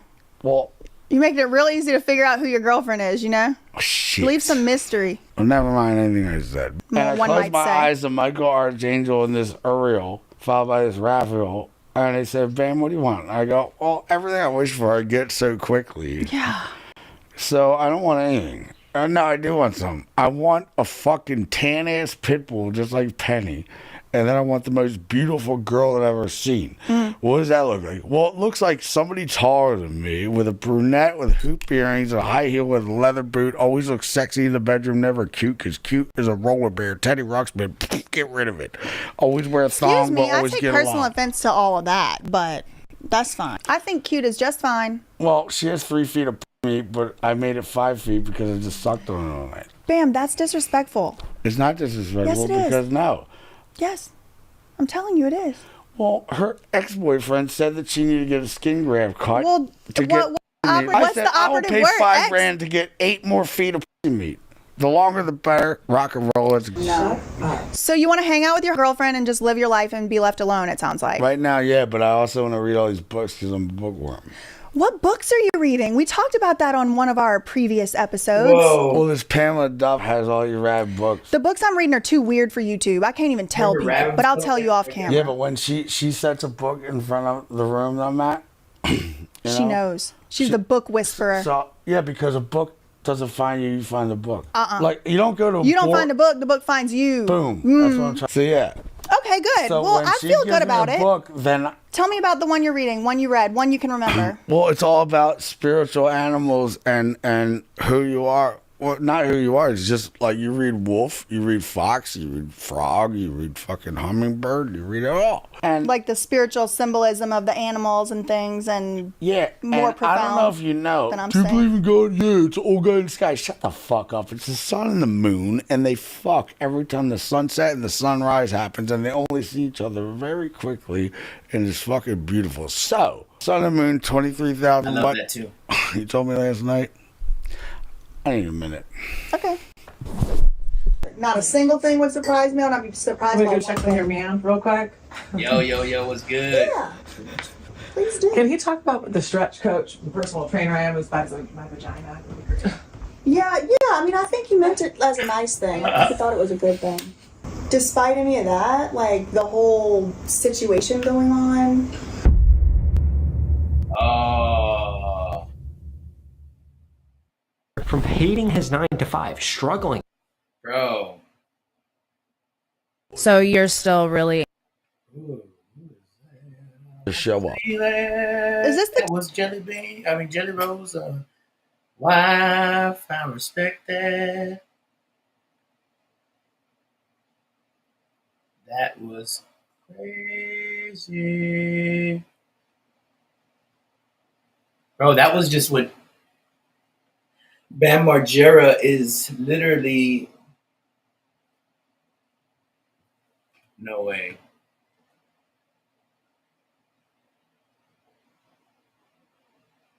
Hey everybody. Stop. Stop it. No, but that was Bam Margera. And then yesterday, Kate was showing me some videos of like Biden talking, like saying some stuff about the guy's wife or something, like, and I was like, this can't be real. This has to be AI. Like, was that real? Y'all know?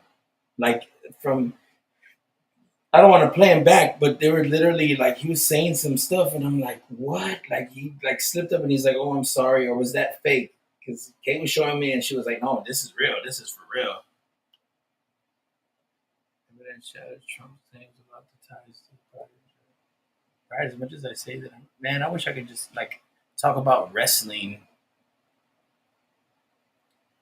10 YouTube tips I learned the hard way. Why do I have to click on it, right? Undertaker shoot from WWE. What? WrestleMania? Bro, that's what I really want. No. No. Another one, bro. Look at that. NJ teacher allegedly SA high school. Another one? Bro, I swear there's been way too many of those this year. I mean, not just this year, but like the past couple of years, there's been way too many of those. Like, what is going on?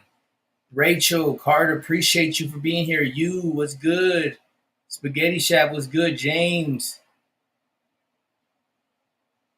Helen Grunau or Jeannie, thank y'all for being here. I appreciate that, man. I'm a BJ fan myself. Me and my wife love her content. And there's going to be way more of that. So be used to that. There's going to be way more of that. We're going to be reviewing it because I just saw that thing just spike up, man. And not only that, man, she has interesting content that we can all learn from, like the precedent. Like, look, bro, look, this is what we can do it from. We can do it like this, you know? We can all learn from that. And yeah, that was dope. That was 2 dope ass videos, man. Nah, I can't watch that.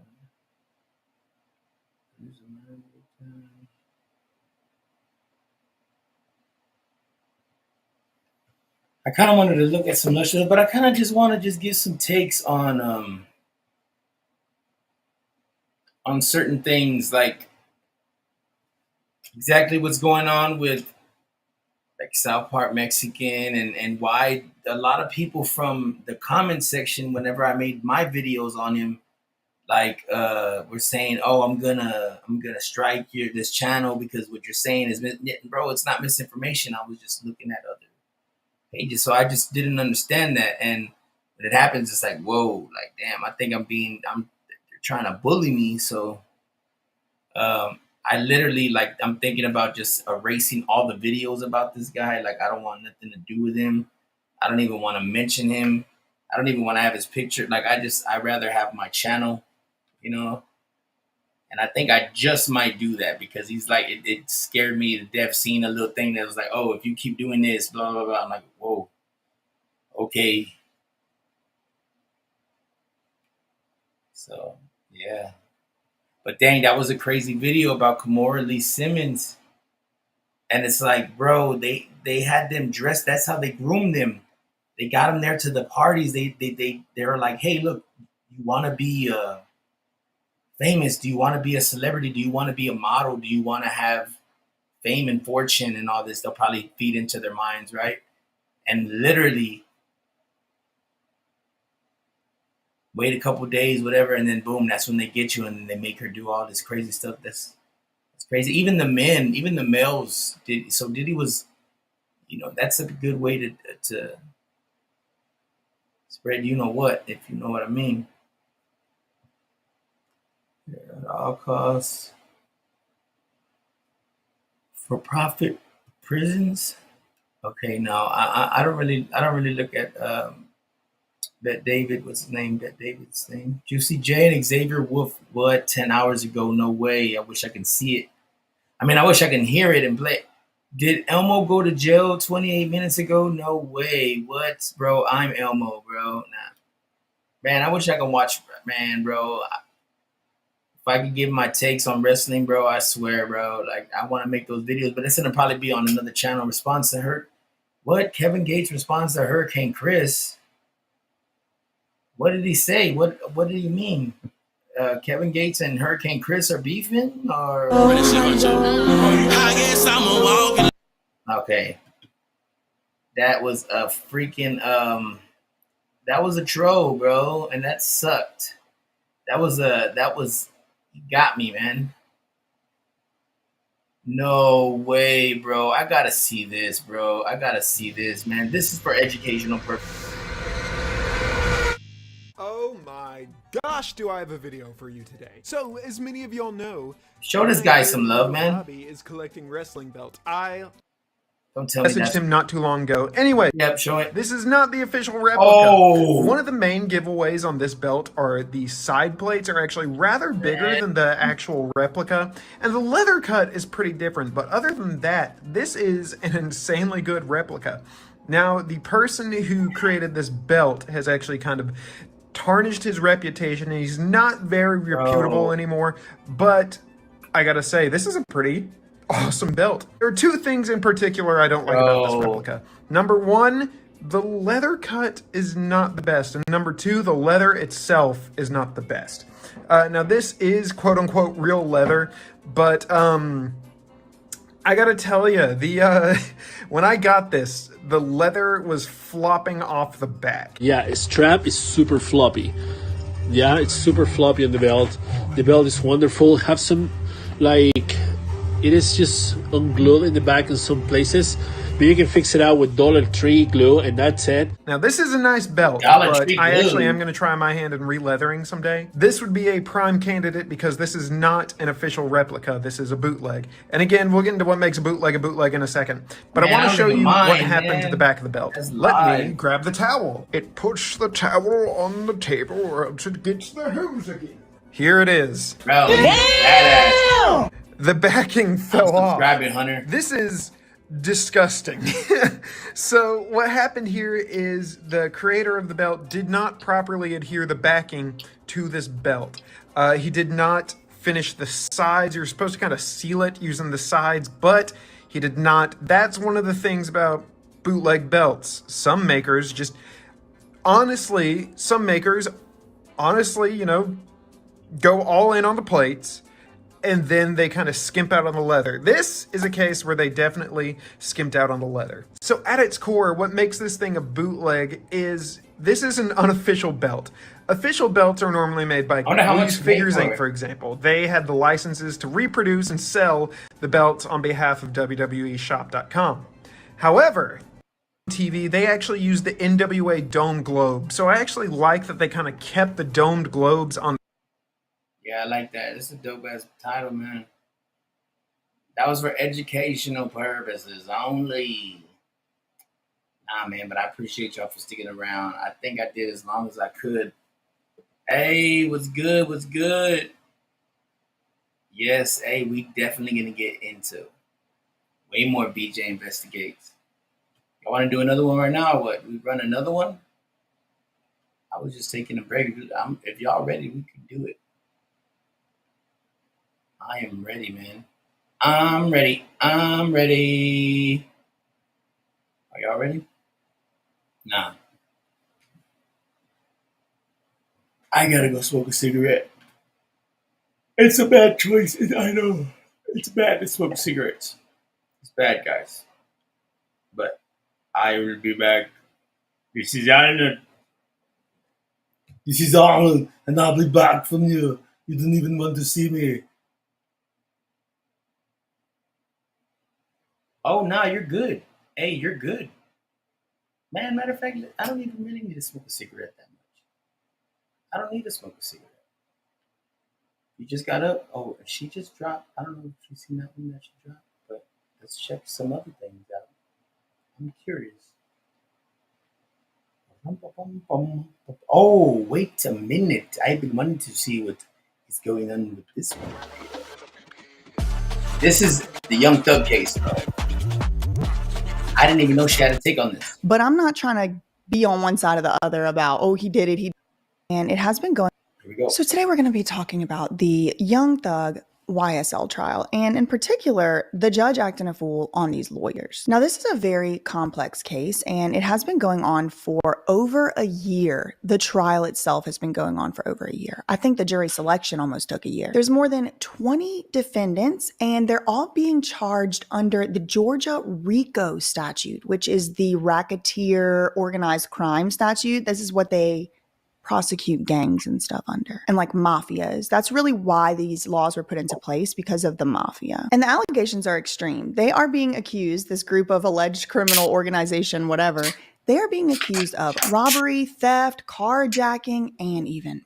This case is being prosecuted by DA Fannie Willis's office. Now, one of the star witnesses for the prosecution is a guy by the street name of Lil Woody. His real name is something Copeland, but Lil Woody is a character to say the least. Now, importantly, Lil Woody was guaranteed basically immunity if he were to testify against Young Thug and the YSL alleged ring. So that's very important because basically he got a plea deal to be a snitch. Now, on Friday, June 7th, Lil Woody was sworn in to begin his testimony against Young Thug, presumably. But coming as, I guess, a surprise to people, he went ahead and pled the fifth, meaning he invoked his Fifth Amendment right to not testify against himself, which is your constitutional right to do. And since Lil Woody had been granted immunity, kind of entered into this deal already beforehand, the judge wasn't having any of this Fifth Amendment stuff and sent Lil Woody to jail over the weekend, that weekend of June 7th. And that's where things start to get a little sticky. Bro, he was already out of there. Whenever court went back in on Monday, the judge had a meeting with Lil Woody and the prosecution, which is, again, headed by Fannie Willis's office, and he did not, meaning the judge did not inform the defense's lawyers. This is a huge deal because it's such a critical stage in the trial, and of course, Young Thug and anybody accused of a crime does have certain constitutional protections. So when court was, I guess, officially publicly in session, at that point, the main defense attorney, the one representing Young Thug, his name is Brian Steele. He stood up in open court and he was like, Your Honor, why didn't you tell me and my client about this whole situation, about you meeting in private with Lil Woody, because we were supposed to be there. My client has a right to know what was said in that meeting. So we're going to watch a little bit of the clips. I'm going to react to a couple of the clips here. But as usual, this is not legal advice. I am in absolutely no way an expert on any of this stuff. Whenever I did practice law, which I do not now, I'm not your lawyer. I do not represent you, and I do not represent any clients. I'm not licensed to practice. I gave that thing up so that I could come on here and say what I want to say. Second of all, I just want to be very clear. I don't know what Young Thug and the rest of them did or didn't do. Based on what we've seen about P. Diddy, Sean P. Diddy, Puff Daddy Combs, he might have did some of this stuff. I really do not know. Maybe he's innocent. Maybe he's not. He should be presumed innocent until proven guilty, and he absolutely should be afforded his constitutional due process protections. But I'm not trying to be on one side or the other about, oh, he did it, he didn't do it. I honestly don't really know that much about the allegations. I've really been following this lawyer contempt thing, and that's what we're going to react to today. Because y'all, as we know, a lot of these lawyers and prosecutors and judges do not know how to act. And even though there are rules in place and laws in place that are supposed to be followed, they don't follow them. So I just wanted to show what I believe to be a little bit of a miscarriage of justice and something that we're going to follow and look at. I mean, we did see this similar thing happen to one of my personal friends and someone who y'all can go watch his channel, Sean Paul Reyes from Long Island Audit. I was just saying I was nervous, but Sean told me never be scared in the face of tyranny. Never. And that's but I'm a little nervous because shout him out. Shout out. BJ's with me today, so I have to make sure that nothing bad happens today. What were you about to say? I have to make sure she doesn't act a damn fool in this city hall. There's a judge. There honestly two recently. Bro, BJ's tied in, bro. Y'all better. She's tied in everywhere, bro. Two different cases where judges have been acting a damn fool. If y'all want to go check that video out, you can. I'll leave it somewhere. Go check it out. But anyway, without further ado, let's get into the clip where the judge is being confronted by Brian Steele, Young Thug's lawyer, and it gets a little dicey. Let's roll the tapes. I'm kind of disturbed because that's ex parte. All that was an ex parte conversation. How did you find out about any of that? Well, I'm at the Oh yeah, he didn't tell him. I'm asking you a question. How did you find out about it? I'm going to answer your question. Okay. Scuttle, if you look at SCUDDER versus state, which is 298 Georgia, 438, it's Division 2, 782 Southeast 2D 638, 2016. Our highest court says when a court... Oh, yeah. BJ, why do they say that in court? They're like, something, something Yankee, and then something, something Yankee, or something like that. Like every time they say something, like, I don't know why they say that. Meets, because Mr. Copeland comes in, meets with the court. The court supposedly made statements, which I assume is somehow what accurate based upon what you just said. We're entitled, Mr. Williams and every other person wrongly charged here is entitled legal advice, under the Georgia Constitution to be present. That's Section 107. It's just like when you meet Copyright Act. Pause. The only thing that you really have to understand. Pause. Okay.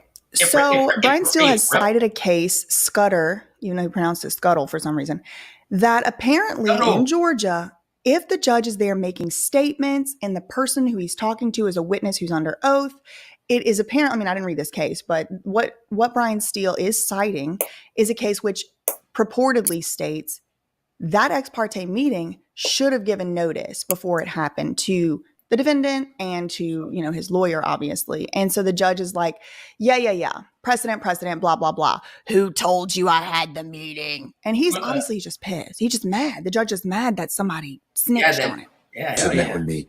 It's those are ex parte for a lot of different other reasons, but I will certainly note that for purposes of record. Well, I'm going forward. What I was told was that Mr. Copeland said, and you haven't answered my question yet. I'm not going to answer that question. You're not? No, I will not answer that question. Why will you not answer that question? Because I want to make sure that what I say is accurate. I'm not trying to... No. I'm asking you, how did you get this information? I'm not telling the court. What I'm saying is based on information. Okay, well, listen, if you don't tell me how you got this information, then you and I are going to have some problems. We can have his... Okay, first of all, that's a threat. We're going to have some problems. Okay, that is very thuggish stuff to say for a judge. That's a threat. First of all, that's a threat. Did you get this information? I'm not telling the court. What I'm saying is based on information. Okay, well, listen, if you don't tell me how you got this information, then you and I are going to have some problems. We can have his... Okay, first of all, that's a threat. We're going to have some problems. Okay, that is very thuggish stuff to say for a judge. He should just say what he actually means, because it seems like some type of threat. But, and not in a legal way. But the judge seems to think that he's allowed to do this. And I don't think he is. Again, I'm not an expert. I'm just a girl on the internet. But I mean, think about it. You're in the United States of America. Somebody's being accused of very serious crimes, all the way up to literally unaliving people. And the judge is having meetings off to the side without telling the defense. Even if it's not Young Thug, right? Even if think about it, if it's you, the judge is meeting with the prosecutor and the witness and threatening them. Now we know. Now today we know who told Brian Steele, and it was another lawyer. Remember, there's 20, 30 defendants in this case, and they all got lawyers. So another lawyer actually knew about it, or maybe was in there, maybe Lil Woody's lawyer, and she's the one told. And come to find out, in that meeting, all kinds of stuff was said to Lil Woody, threatening to put him back in jail, basically coaching him, in my opinion, on what to say, what not to say, what to do, what not to do. And I don't know. I mean, I think this judge is twisted. Oops, busted. But I also don't think whenever the judge was doing it that he even thought about it as it was a bad thing. I think he's just used to just doing whatever he feels like, running his court like it's just another extension of this organized crime ring or something. And, innocent until proven guilty, I don't know. But this is just, his behavior gets worse and worse. This is the first day, right? This is the moment that he gets confronted about it. I have problems right now. Okay, I know. Look, I don't want to know about your problems. Okay, at this point in time, all I'm asking you at this point in time is, how did you come upon this information?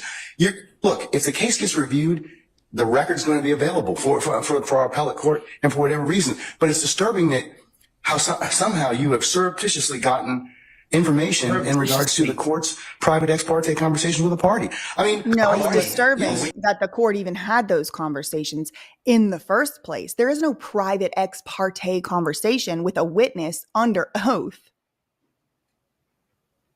Who was sworn in Friday? The court's telling, this is what I was told. If this is not true, not true. This court handed Mr. Copeland. Tell me how you got the information. Listen, tell me how you got the information, then we can go ahead and go forward. I'm not going to say that. What I'm going to say is this. I was told, and I hope this concerns the court. It concerns me that you have proprietary information. Why is it or information that you should not be having that was ex parte. Why? With a party. Why? State of This Georgia. judge How about just the keeps making it worse and worse for himself. Him saying outwardly, openly, you should not be having the information that I even had a meeting ex parte without your client present with the material witness. I don't think this judge is going to make it too much longer on the bench after this case. I think he'll be retiring soon, if I had to guess. Yes. How about Mr. Copeland, who supposedly announced he's not testifying and he'll sit for 2 years? Allegedly, we're saying. And then supposedly, that's this honorable court. Okay. Or excuse me, let me rephrase that. This court supposedly said, I can hold you until the end of this trial. Ms. Hilton supposedly said, actually, all of the defendants and then all 26 people are disposed of. If that's true, what this is coercion, witness intimidation, ex parte communications that we have a constitutional right to be present for. So I understand that you're upset towards me, but I don't know what I did. Mr. Steele, I still want to know, how did you... So this judge wanted to have a little back alley meeting back by the dumpsters, basically. I was watching this whole thing. If you don't testify in this trial, I'm going to hold you and I'm going to keep you in prison. I'm going to do it. So Brian's still saying that. Dude, that's witness intimidation. And this judge is like, I'll hold you in contempt too. That's basically what's going on. Come upon this information. Who told you? What I want to know is why wasn't I there? Why, sir? I'm going to hold you in contempt if you don't tell me who that. Tell me who this information was come from. And usually lawyers, because they don't want to lose their license and they don't want to lose their paycheck, I say 80% of them would have just right there, then and there, just broke down and said, I don't want to say it out in open court. You know, maybe they would say, I'll tell you behind the scenes or whatever. You know, I don't want to. This lawyer is ready to go all the way to jail. That's attorney-client privilege information. I have not. Attorney-client privilege, unless you were in my chambers, that's the only way you can figure out. I tell you what, I'm going to give you 5 minutes. If you don't tell me, if you don't tell me who it is, I'm going to put you. I'm going to put you in contempt because that is not attorney-client privilege. Here comes the bailiff, ready, guns, bulletproof vest. That information supposedly from my chambers. Did somebody tell you? I'm not. You should have told me. Here's the thing. Does it matter? Does it matter how he got the information? And I don't know if this part got clipped out of this clip or not, but at some point the judge does say to Brian Steele something along the lines of, were you eavesdropping? Which is a crime. It's a criminal allegation. And then later on, of course, he'll backtrack on that. But does it matter how he got the information? Why is the judge so concerned about how he got it? He thought, well, I mean, obviously somebody that was in the room told him, but if you weren't doing nothing wrong, then why are you getting so upset about it? Now you're about to put somebody else in jail because you did something you weren't supposed to do and you got caught. And you're saying it out loud. You got 5 minutes. Well, I don't need it. I want to continue. This is what I was told. I'll go to jail too. I'm not going to be threatened. I'll go to jail. Bye. 20 days, probably be fun. Mr. Copeland made statements that he admitted to killing Donovan Thomas and was, don't take my notes. No. That's exactly what my wife will say. Okay, so we fast forwarded, we've, moved forward. And now the clip that we're going to see is the man, Brian Steele, he's been held in contempt. Technically speaking, he's in custody. So for whatever reason, they're not actually going to allow the lead main lawyer on the case, the one who's been the main one, to do his job.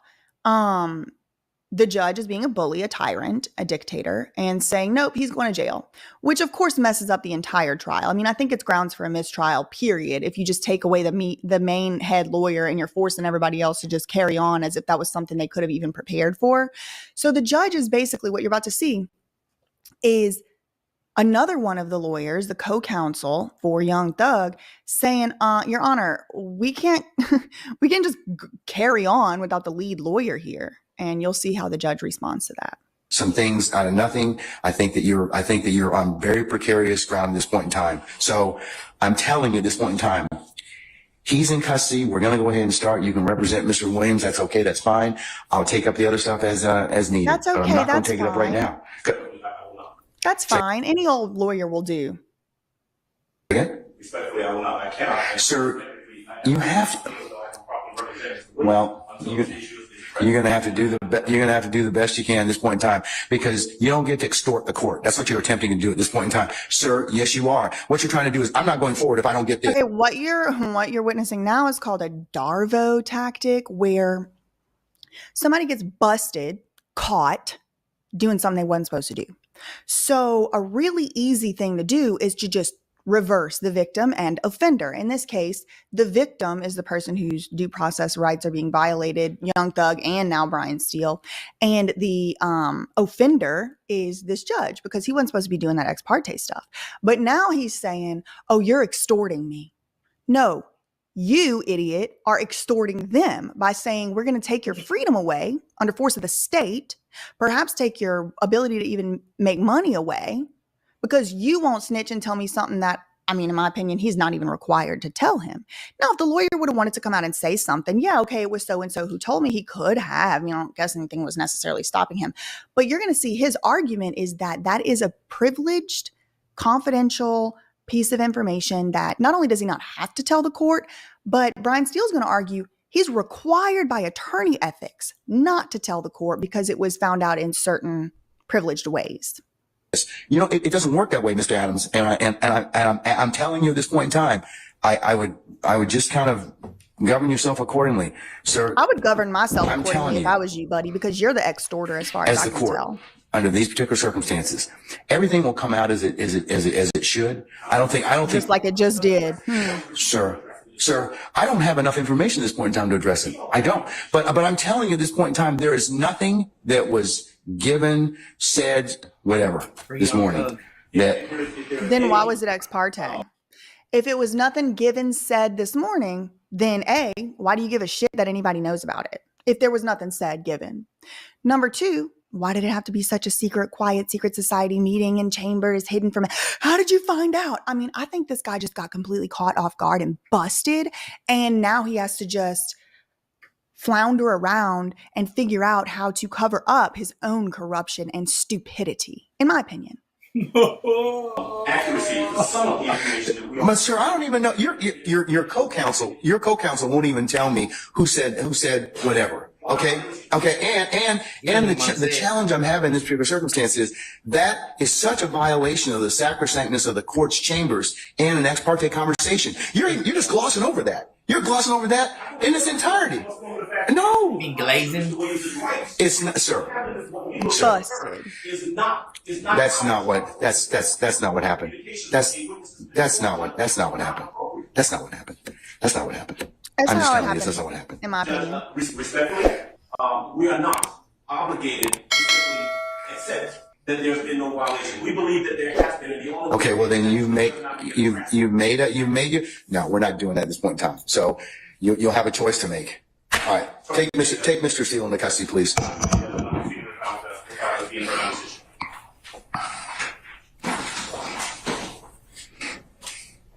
This man needs to be removed from the bench.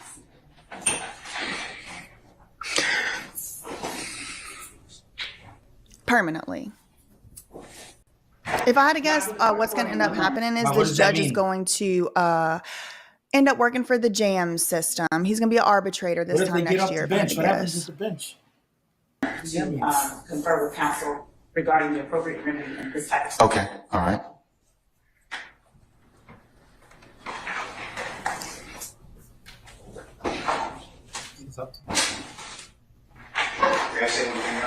Yes, sir, you certainly may. Mr. Williams does not wish to go forward without me being here. You are removing me against his will, my will. You're taking away his right to counsel. And you're conducting material parts of this trial without me present, and I can't learn about it by watching online. So for that reason, additionally, I asked for a mistrial. And I assume you denied, but I'd like you to deny our motions for mistrial. You denied the other people. I've denied your motion, but I'll certainly take that under advisement, sir.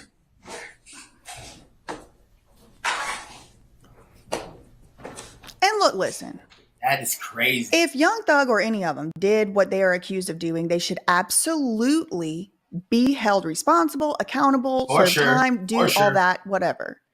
It's heinous stuff they were accused of. If they did it, they should absolutely bear the burden of it.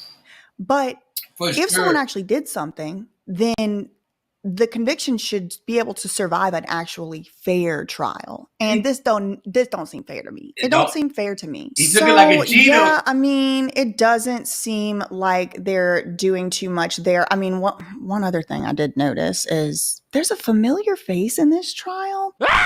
Oh, we'll get into that later. Anyway, that's all I really had for this video. I will be doing another few videos on this trial, specifically on this aspect of the trial. So make sure you are subscribed and turn your notification bell on and all of that. I will see you in the next one. Facts and defamation. Love you, meaning goodbye.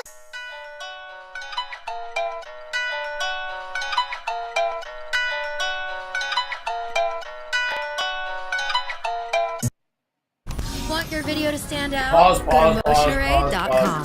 Pause. I'm sorry, I am broke. Murasoga, because I don't have premium. It's alright. It's alright. I like to see the ads. Y'all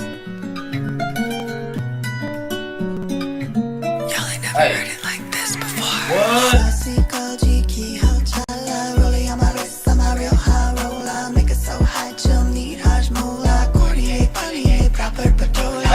Hey.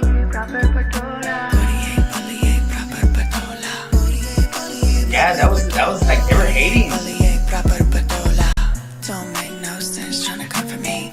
I could block you from the game in a heartbeat. It's a billion views, there's only one of me. If you wanna catch me, better run a Starfleet. Grow up for my best, come down on my chest like 22 carats and nothing less. Like I could come for you, but it wouldn't be a fair fight. That's dope. You are a nightlight. Sassy, go cheeky, hot chala. Rolling on my wrist, I'm a real high roller. Make it so hot, you'll need Haj Mola. Cordier, Pollier, proper patola. It don't make no sense. Hey. I could block you from the game in a heartbeat. They ground zero, rolling on a Peloton. I'm so high, you're wondering what the hell I'm on. I can do anything that I put in my mind. Hey. Made me wanna go to Patiala. Tie this langa, gold leaf nala. If you ever come into my pen, just holla. Say my name, Merena Musayala. That was fucking hard, bro. I don't really wanna tell him where I came from. Just know that I learned from the great ones. You could keep it to yourself or you could say some. Either way, I'm headed to the limelight. Shah Rukh Khan. Hey, Garage Man is badass. Make it so hot, you'll need Haj Mola. Cordier, Pollier, proper patola. Make it so hot, you'll need Haj Mola. Don't make no sense tryna come for me. Cordier, Pollier, proper patola. I could block you from the game in a heartbeat. Sassy, go cheeky, hell chala. Rolling on my wrist, I'm a real high roller. Make it so hot, you'll need Haj Mola. Cordier, Pollier, proper patola. It don't make no sense tryna come for me. It's a billion views, there's only one of me. If you wanna catch me, better run a Starfleet. Did you know that posting your stories the wrong way on Instagram could be... Stop it. Pause. Man, that was badass. So that's why, because, man, that's badass. I was wondering, too. I was like, wow. And then that's just like a specific thing. So, man, that sounded hard. I like that. That's dope. Does he like make any music? Does he make music too?